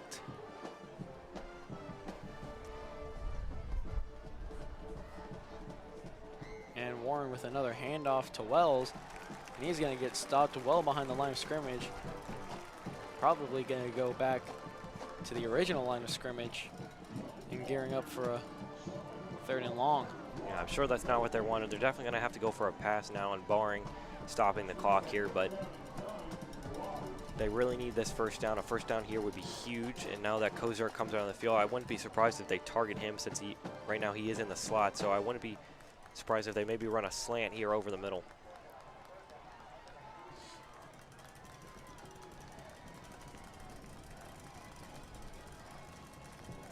And like you said, they do pass the ball, and Kozar is running a slant, but they actually chuck it off deep or short to Connor Vaughn, the tight end.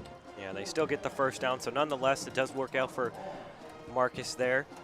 Yeah, Kozar was almost like triple covered deep downfield there, so Connor Vaughn was basically wide open and got the legs enough to get about 2 yards past that first down, so that's a huge first down there. You scare me with your predictions sometimes. You know, I'm trying to be like the next Tony Romo here, so we might as well try. But they're probably going to have one more play here, and then they're just going to take it into the fourth quarter. And they hand it off to Wells once again. Only gets about 2 yards on the play there. Yeah, but I'm sure that will just take it into the fourth quarter here for Marcus. We'll see what they want to do. And they don't seem to have any urgency to get a play off as they start walking off the field.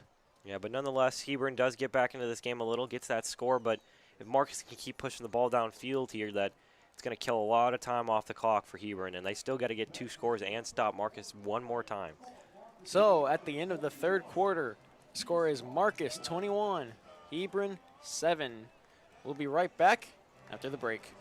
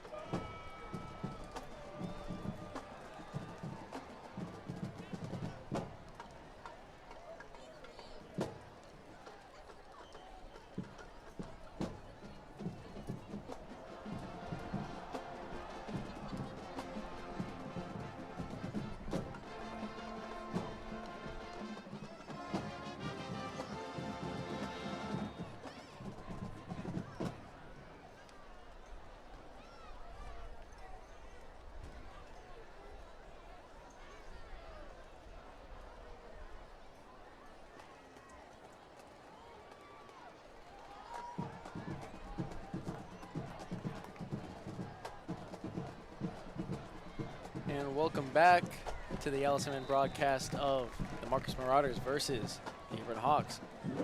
As we come back, the Marauders hand off the ball to Wells for another short gain, bringing up about 3rd and 5. Yeah, going to be a little bit hard of a third down here, but they did convert on the last one, so they got to get this first down here. If they can just keep getting these small little runs and then those quick third downs and just convert on that, they'll be able to kill this clock as much as they need to. And this is a big third down for the Hawks here. If they get a stop here, they have another chance to go down and score. But, however, Warren does find Dallas Dudley open for the first down. Yeah, Dudley just we're in a quick little, he went up and then he just went out to the bench side over there and he just was really open. It was a man-to-man coverage, so Dudley was wide open to make that play. So another first down here for Marcus. And the Marauders, with another quick play, hand it off or pass it off to Dudley again for a gain of about 5. Trying to keep Hebron on their toes here. They might even try to mix it up, maybe even go for another score, because another score here all but closes it out. They're not going to have much time if they do get a score here to get down the field and score about 3 touchdowns here for Hebron. Just under a minute gone here in the fourth quarter. Yeah, Marcus looks to be back to taking their time. 2nd and about 5 for the Marauders here, as they bring out a 3 wide out set. Fake the handoff. Warren, escaping the pressure, goes down at the original line of scrimmage. Yeah, he escaped about 2 guys there, and he just couldn't escape the rest as they all started to close on him. But it's going to be another long 3rd down here for Marcus. See what they have in store this time around, since they converted the last 2 3rd downs. And the sack on that play gives the Hawks a loss of 5, bringing up a 3rd and 10. And again, another big 3rd down for the Hawks here. Yeah, they need this stop here because they need to put their offense back on the field. Hebron has not been very good this night defending on 3rd downs, as Warren chucks it down deep, well overthrown for the intended target, number 6, Ashton Cozart. And Cozart holding his wrist. Seems okay, though. Yeah, just maybe a little shaken up on the play, but that is a big stop there for Hebron, as they are going to get their offense back in the field. It's going to look like they're going to have about 9 minutes and 42 seconds to work with to get 2 touchdowns in here.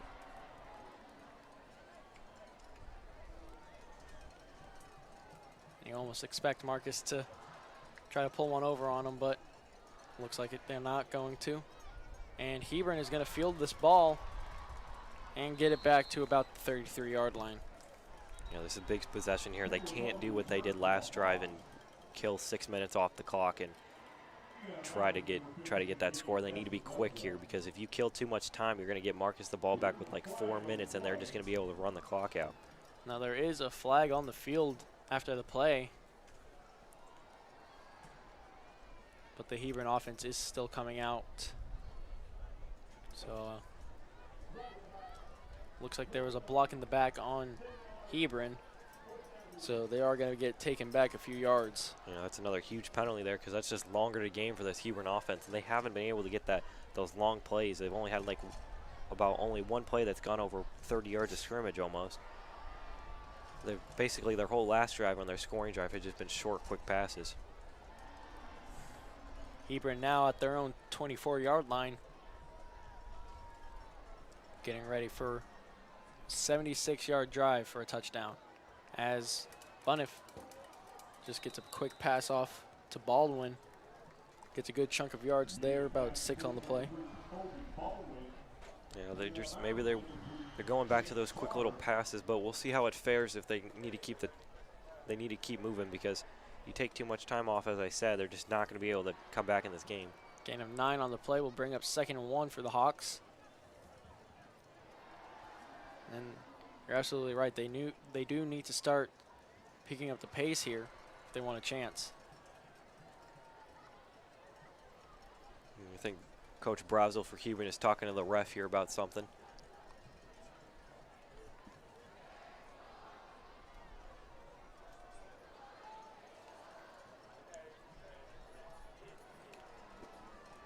Looks like Coach Brazel is not happy about something. Yeah, now as the head and ref here is going over to the Marcus side now to talk about something.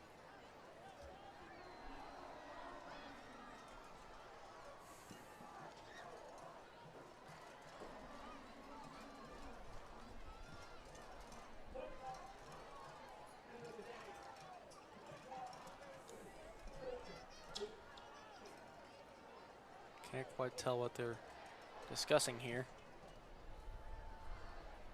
Seems all but settled right now about something. It might have just been something that the coaches were confused about, but seem to be going back to play here. And after that odd break, the Hawks get ready to take on a 2nd and short, as Bunnif hands it off to Ware. He's going to fight for the yards, and I think he might be just short of the 1st down. I think they just singled that he probably just got like half an inch enough to get that 1st down. Or did he? I think they're just going to call it 3rd down in like a centimeter.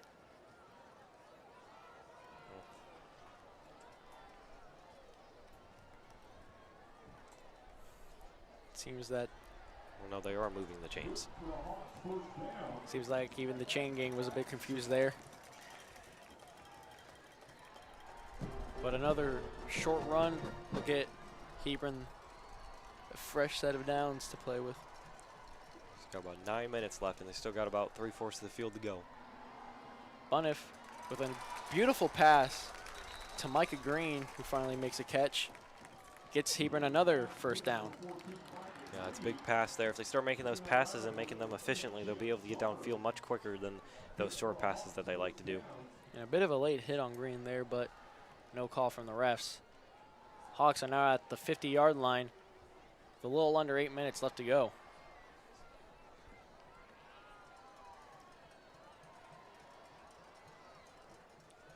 Buniff drops back to pass again.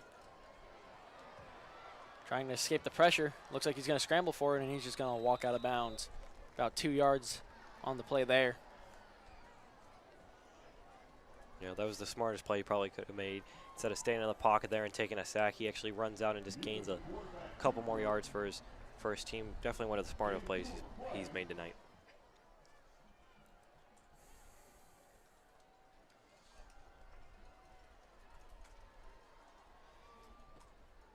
Clock is stopped at 8 minutes, 53 seconds. Hawks get ready for a 2nd and long. Yeah, they're going to try to gain some yardage back here. And Buniff, once again, trying to escape the pressure, fumbles the football. And the ball keeps moving. As Barber seems to recover it here for Marcus. And they're going to say and it looks like that he has the ball. Marcus did, in fact, recover the fumble. Yeah, it just seems that just a hit from behind by Emmerich Dopanon just hits him from behind, and he loses ball on this, just a bunch of jumping on top of the ball, but nobody got to recover until Barber picks it up. That is going to be his his 2nd fumble recovery of the season so far. And a big turnover by the Hawks there. Might have just sealed their fate for tonight. Yeah, that was a big turnover, and now Marcus is going to go back to just killing the clock, and they get the ball at the Hebron's 39-yard line. As Cole Welliver comes back out for the Marcus offense at quarterback. And they're just going to hand it off to Espinoza as he has nothing but green grass ahead of him. And another one-play drive touchdown. Just so much green space in front of him. I don't know what was going on with Hebron's defense right there, but just a bunch of green grass in front of him. Nobody was covering the middle of the field for Hebron's defense, and Espinoza just had plenty of room to run. That will be his 2nd touchdown of the night as Marcus is going to go up back by 3 possessions here and all but seal this game tonight. Score is now 27-7, pending the extra point. Now Hebron is in desperation mode as the kick is good.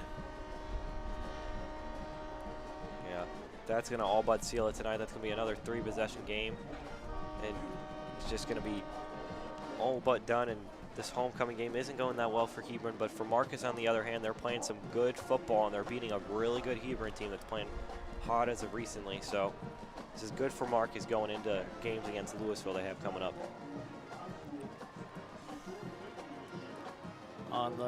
Looks like the flag bearers are just rubbing it in now as they dance around the Hebron center field logo.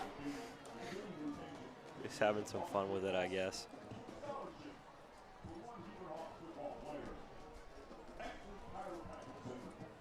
Utter disrespect. You know Hebron players can't be happy about that. Yeah, they can't really be happy about a lot tonight. A lot of miscues on everything, really. It's just not that clean of football, and this is definitely not the football that Coach Brazel wanted to be played tonight. Definitely not the football that you've seen from Hebron over the past 4 district games.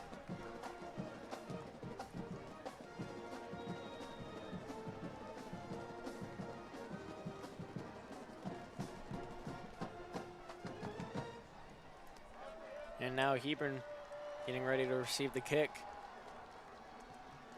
And this ball is high and long, but Bridges is going to take the ball out of the end zone and get a good chunk of yardage, brings it up to about the 26.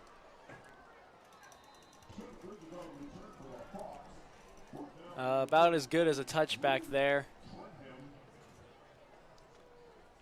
Probably should have just let it go out of the end zone and save a few precious seconds on the clock there. Yeah, this is just pretty good game overall, but Marcus has been the other team. As there is going to be a flag on the return here. It's going to be holding on Hebron. So they're going to be back even further now. And it seems that now just every kickoff / punt, Hebron has a holding call. Yeah, it's just everything's going downhill for Hebron. After that fumble, it's just been not the best football so far, but they were playing well in the second half until they had that fumble. It's just not been the best since. And another botched snap, and Bruniff is just going to throw that out of bounds. As Marcus is now having fun, since I think one of their coaches caught that ball and they were all pumped up that he made that catch. Marcus is just having fun with this game right now. They all but know that they've won this game. They just got to basically close it out here against Hebron's offense. And Bruniff obviously upset that he fumbled that snap there. That'll bring up a 2nd and long.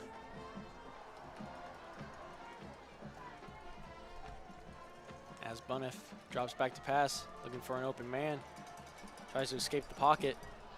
All day to throw. And finds Bridges for the first down. Yeah, that's going to keep the ball in play, though. So after the move, the chains clock will keep ticking. And a great effort there by Bruniff to keep the play alive, finding the open man. Yeah, he was just commanding his receivers downfield to find some open space, and he made a good throw. Bruniff still obviously not counting the Hawks out of this game. Yeah, he still feels like that they have a chance in this game. And a quick screen pass is going to be incomplete for the Hawks. Intended receiver looks like number 11, Case Holleran. Or I'm sorry, number 22, Lane Haworth. Yeah, I just don't think he saw that ball in a quick enough time, so he just didn't get his hands on it. And the incompletion there will bring up a 2nd and 10 for the Hawks, with just under 8 minutes left to go in the game. You know, they're basically just going to go pass here. They're just going to get downfield and get a quick score and hope that they can come back in this game. And a deep pass is well overthrown. I believe the intended target there was Dakota Bridges once again. Yeah, they got about, going to be a 3rd and 10 now. Going to be very hard for this Hebron team to find anything to happen here. It's getting late in this game, and they just really don't have much right now.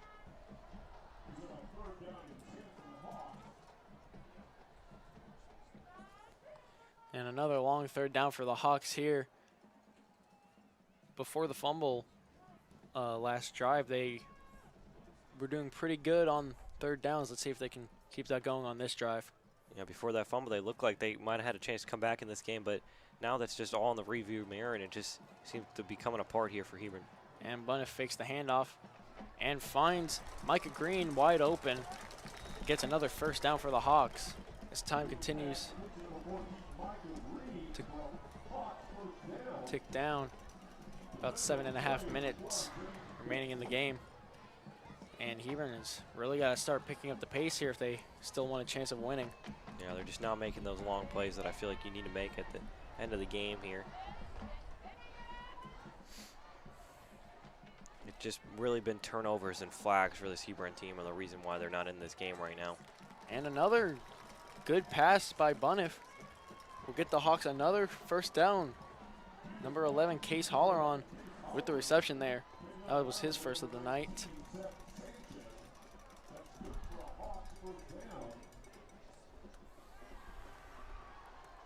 Hawks now in Marcus territory. Slowly but surely driving down the field with about 7:15 left in the game. Now they don't really have much time to come back in this game unless they go end zone right here, but they won't, as Bruniff's going to run the ball and he's just going to get down, and this is going to continue. The clock is just going to continue to roll. So 7 minutes and counting, as Bruniff does get about 3 yards on the play there. We're bringing up 2nd and 7. Yeah, I really just think this is just just a drive at this point. It doesn't really have any meaning to the game at this point. But this Hebron offense it did look a lot better in this second half than it did in the first half, and if you just took away that fumble they had, they might have been able to come back in this game. Bunnett rolling out to his left, trying to find a man downfield, and gets grabbed by the back of his neck. Surprised that isn't a horse collar tackle.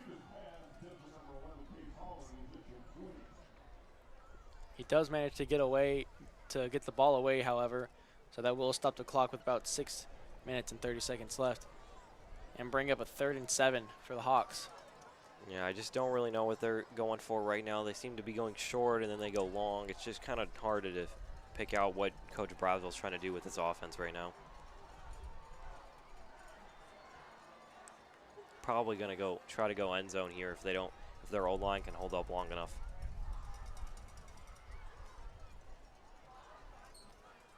Bunnett chucks it down deep, well overthrown for his intended receiver. Bridges once again. That will bring up 4th and 7. And at this point, I feel like the Hawks almost have to go for it. Yeah, they have to go for it or this game is all but over. And at this point, it almost is all but over, but it'd be fun to see what they bring out here. Maybe you see maybe some kind of like trick play to see what would happen, or Coach Braswell might even be trying to get this offense to have some momentum to take into the next game so they don't just feel down about how they played tonight and can bring some momentum into the next game.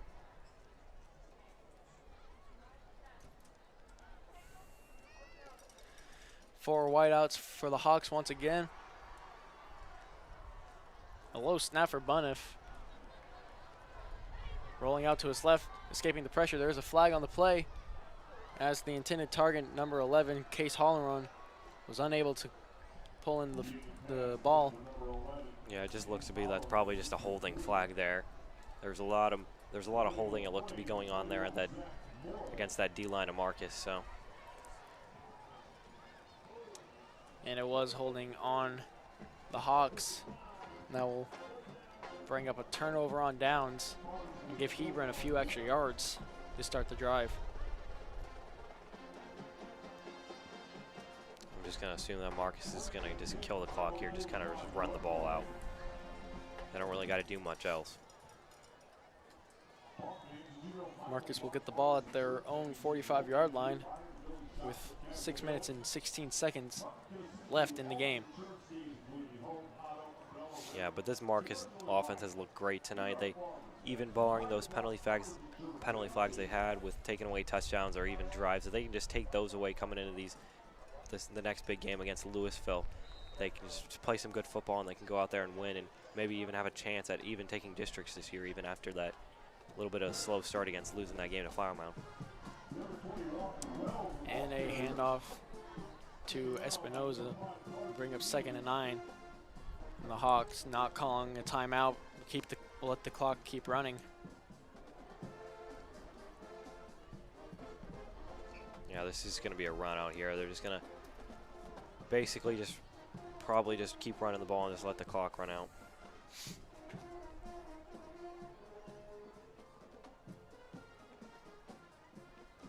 And another handoff to Wells. He's going to get a good chunk of yards, about 5 on the play. Will probably bring up 3rd and 4. Yeah, it's going to get the clock about to the 4:50 mark until they run another play, and they'll probably bring it down close to the start of 3 minutes there after the end of this drive if they don't get a first down.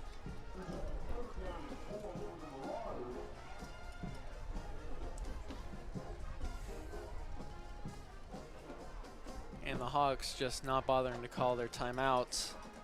They're just going to let the clock keep running down. Yeah, there's really no chance for them to come back in this game barring any sort of miracle or anything like that.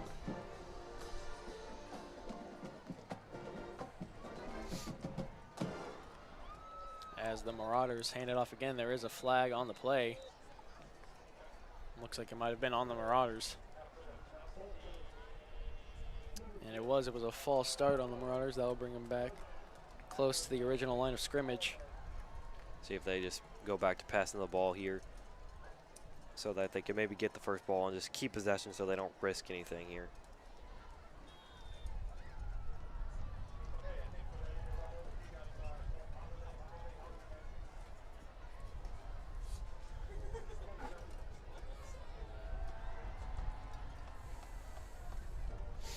And it looks like the Marauders might actually be throwing it, and they are.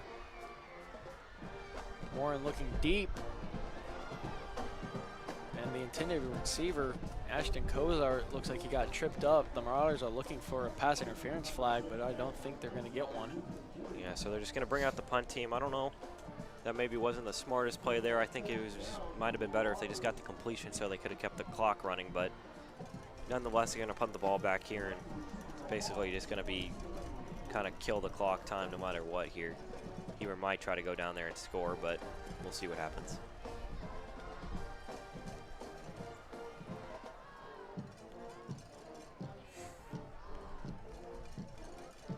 Number 22, Lane Hallworth, back to receive for the Hawks.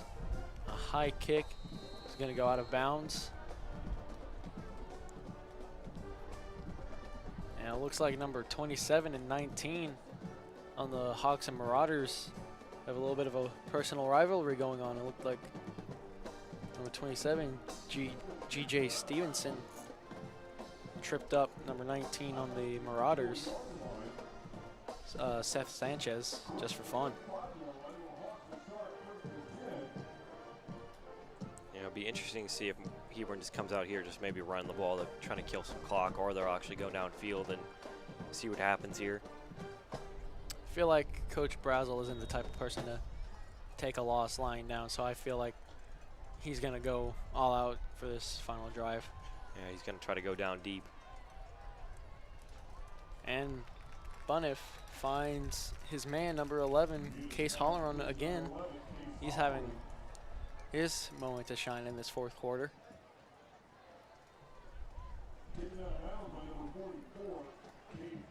Yeah, Marcus kind of just give him the open space, but not let him get anything too deep. I don't think Marcus is too worried about giving up any field goals. They're really just worried about giving up touchdowns. So they're letting him give space, but not too much space. Bunnif to Holleron once again, just short of the first down. We'll bring up about 2nd and 2 and stop the clock since he went out of bounds.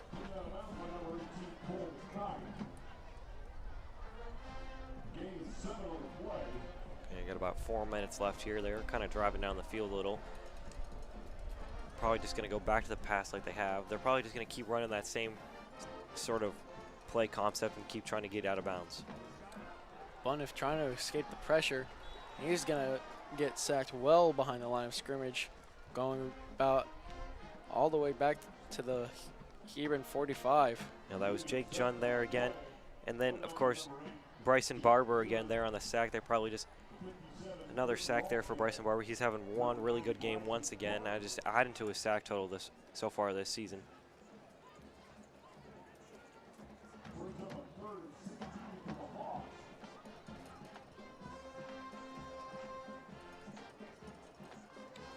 Clock is still ticking, 3 minutes and 40 seconds remaining in the game.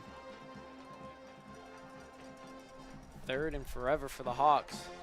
Bunnif finds number 14, Micah Green. And there are flags down on the field. It looks like there's a little bit of a brawl going on the sideline. Yeah, I'm going to assume that just that late there hit there by Aiden Carpenter by Marcus, it just got him and just hurt him. Just way too late of a hit there. Just not that smart of a play. You're up already. You shouldn't be making those kind of mental miscues. Hopefully that Hebron player on the sideline is okay.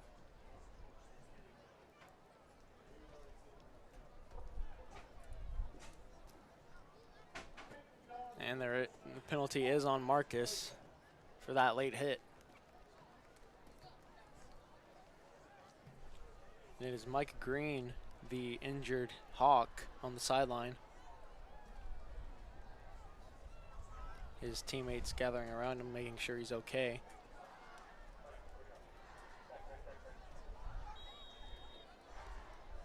Three and a half minutes remaining in the game as the Hawks get ready for a 1st and 10. Yeah, we'll see what happens here. They're kind of... And Bunnif once again finds Chase Holleron, or I'm sorry, Dakota Bridges, and he's going to go in for the touchdown. And that will bring up the score to 13 and 28, pending the extra point. Yeah, just a good athletic play there overall. Just well played there by Bridges. Found some open space and made a good athletic play to run into the space and get into that corner of the end zone. But still, Marcus is going to get that ball back there and just kind of just run out the clock. So kind of just a touchdown there for keeping that momentum there for Coach Brazel's team, probably just making sure they keep their heads up overall. Kick is up, and it is good. So score now, Marcus 28, Hebron 14, with just over 3 minutes left to go in the game. And at this point, Hebron's like all but gonna do an onside kick for this next kickoff. Yeah, they'll probably go for it, see what happens. You know, you still got you still almost have enough time to come back in this game if you do get 2 back-to-back onside kicks. The likeliness of that happening are very low, but could be entertaining to see what happens.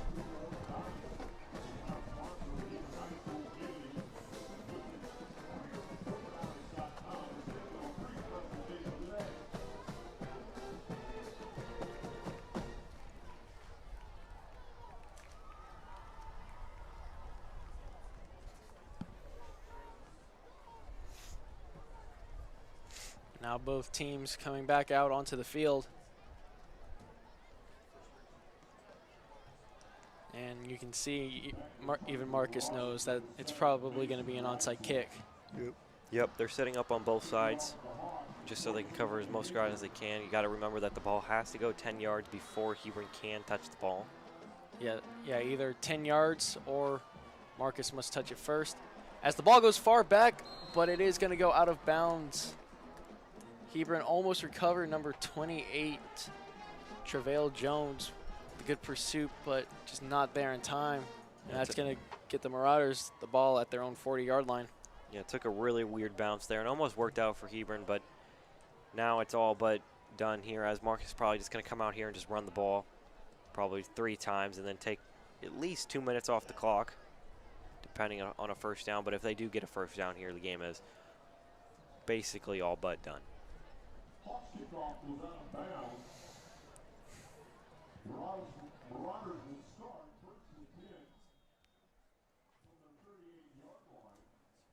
And the Marauders now just hoping for a miracle, maybe like a botched snap or an accidental fumble. Yeah, but for Marcus on their side, they're probably just going to play it smart. Make sure if you are handing it off that the running backs aren't running, just holding it with one hand, maybe just holding it with 2 hands. Just keeping that ball safe no matter what.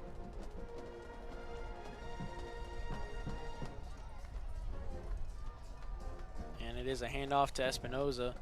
Only gets about 2 yards on the play there. Probably going to bring the clock down to about 2 minutes and 40 seconds until they're probably going to run their next play here. Still no timeouts from the Hawks head coach, as there's now less than 3 minutes left in the game.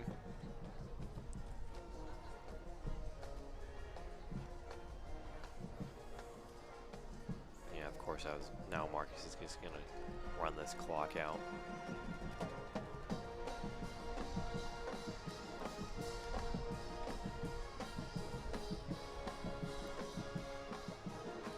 Marcus is taking their sweet time. And another handoff to Espinoza. Has plenty of room, and he is going to get tackled out of bounds after getting Marcus the first down. Yeah, I think he just saw a bunch of open space there. I think he wanted to stay in bounds, but I think he ultimately just kind of got pushed out there. But looks like the clock is going to continue ticking down, as he did not go out of bounds of his own volition. There's now only 2 minutes remaining left in the game. yeah, that clock's going to keep ticking, and Marcus now has all 4 downs to work with, so Marcus basically just going to start kneeling this one out sooner rather than later.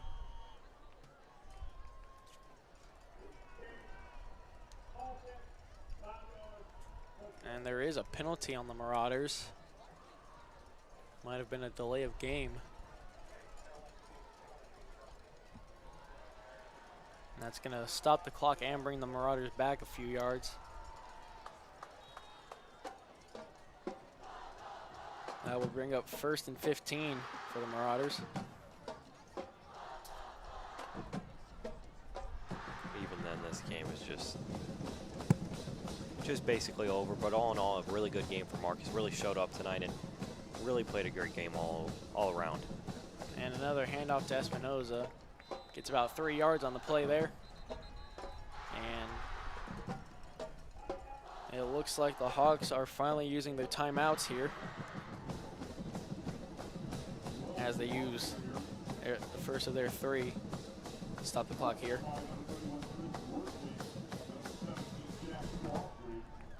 Yeah, Coach Brazel won't go down without a fight, so that's the type of coach he is. He won't just give up, as you said earlier, so he's going to continue to fight here. But for Marcus, they're probably just going to continue to run this ball.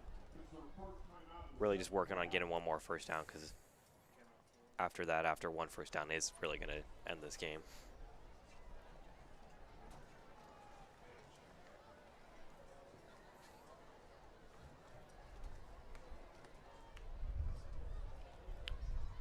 And we're going to bring you guys back inside the booth for tonight's game wrap-up.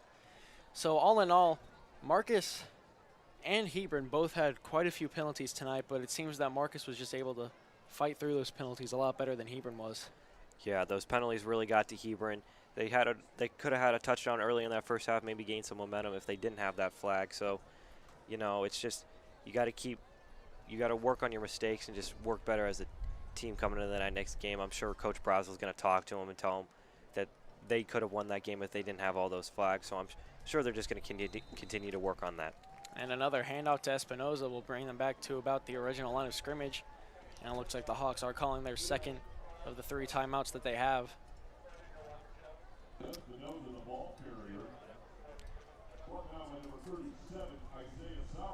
So what's next for both of these teams? Well, both teams are still very likely to make the playoffs. They are both 4-0 in district. Hebron about to now be 4-1, and Marcus about to be 5-0, along with Louisville. Yeah, this Marcus team definitely came out strong here. They're playing much better as of late, especially coming off some key losses overall, and this is really what Marcus really needed. They needed to come in here and they needed to win this game. They knew how big of a game it was on both sides. Of course, this being the homecoming game for Hebron, and this is a big staple game if they could have won this game. But for Marcus, they played some good football, and they just showed how dominant they can be, and that's really what they need to do. Louisville is now the only undefeated team in the 6A district. Next week, Hebron is playing. Louisville will be playing Marcus, so that will be a big game. Of course, that will be the Battle of the Axe. So that's going to be a 5-1 district. That will be a 4-1 Marcus team, of course, and then that 5-0 Louisville team as they came out with the win tonight. So that's going to be a really big game, and if Marcus can come out winning that game, it'll be huge for them overall. And for that, and of course on Louisville's side, if they can come win that game, they for sure lock up their spot in the playoffs and for sure lock up their spot as a top team in the playoffs. And in about 2 weeks, LSMN will be broadcasting the Hebron versus Louisville football game.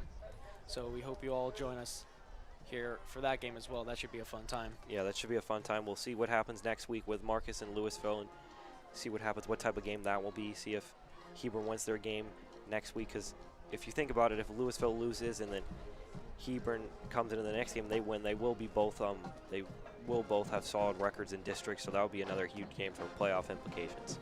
And it looks like the Marauders are going to be punting it here on 4th down, so it looks like the Hawks will be able to get one more possession, even though they have no timeouts left to use.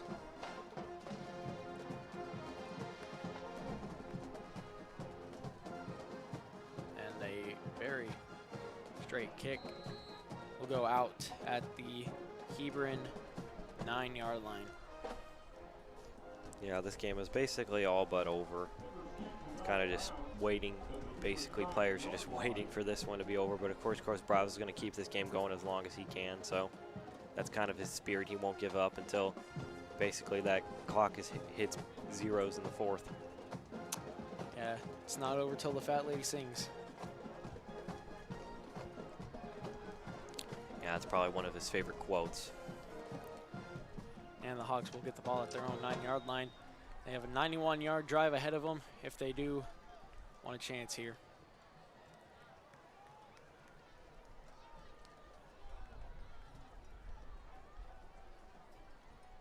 And Bunniff rolling out to his right. And a short pass will be caught just past the first down markers. Yeah, that's going to stay in bounds, though, so the clock will keep moving. Will be about a little over a minute left as Bunniff rolls out to his left now and tries to find Case Holleron, but the ball is dropped, so that will stop the clock. But it will bring up a 2nd and 10 for the Hawks. At this point, it's more of Coach Brazel trying to send a message to his team to never really give up and just to keep fighting no matter what the score is. So I think that's a good coaching move by him and really trying to lead his players in the right direction, not only for football but for life too. That's going to be a good aspect in their life if they can just keep that going. And another deep pass by Bunniff will be just shy of the first down marker.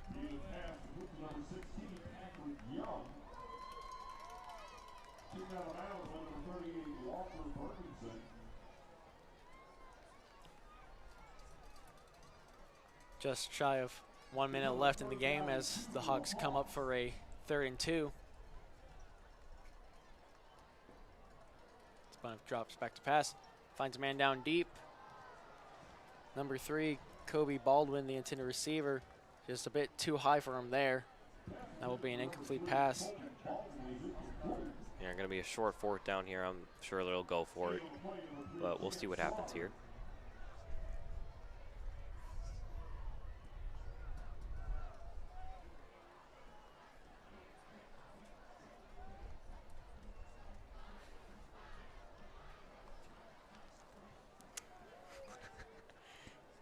And the Hawks get ready for this 4th and 2 drive. And a quick short pass is instantly stopped, but it looks like they will get the first down, and the clock will continue moving.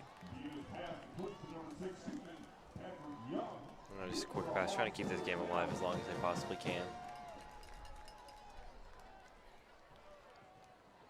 Bunniff looking to the sideline, and a big catch by Holleron. He's been having quite a showing this 4th quarter. Yeah, he's been a bright spot for this Hebron offense. That's one thing they're probably going to look into. Just keep using him. He's been good with catching that ball. That was a really hard pass to catch. So now less than 30 seconds left remaining in the game as Bunniff goes back to Holleron. He gets a good chunk of yards, gets into Hebron or Marcus territory, and goes out of bounds to stop the clock with a little less than 20 seconds remaining.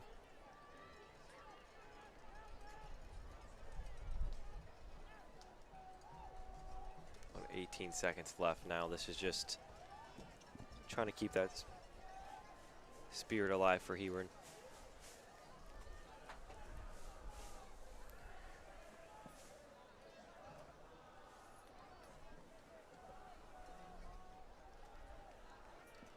Bunniff dropping back, finds Holleron again in the middle of the field, and the clock will keep moving. 10 seconds remaining on the clock. And Hebron will spike the ball with 8 seconds left.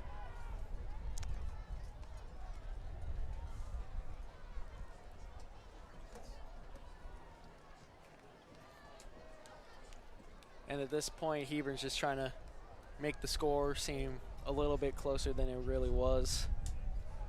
Yeah, they're just, if you look at this game on the scoreboard, and if it does end up 28-21, I'm sure Marcus will tell a lot of different stories when they go back to their school on Monday, or any type of thing. Right now, it's going to look like at this end of the game that Hebron played a much better second half, but Marcus really has been dominating this whole game. They've kind of just let off the gas a little here at the end of the game. And Bunniff rolling out to his right, looking for the end zone. Pass is tipped up, and falls flat on the ground for an incompletion, and that will be the end of this game. Marcus 28, Hebron 14. We thank you for joining us tonight, and we hope to see you again in 2 weeks as we bring you Hebron versus Louisville. For all of LSMN, I'm Brody Lewis alongside my partner Brendan Selke. We thank you all for watching and hope you have a good night. This broadcast of LSMN is being brought to you by Texas Roadhouse in Flower Mound. Come by for our hand-cut steaks, legendary sides, and fresh baked bread. We're open till 11 o'clock, so stop by after the game. Texas Roadhouse. Legendary food, legendary service.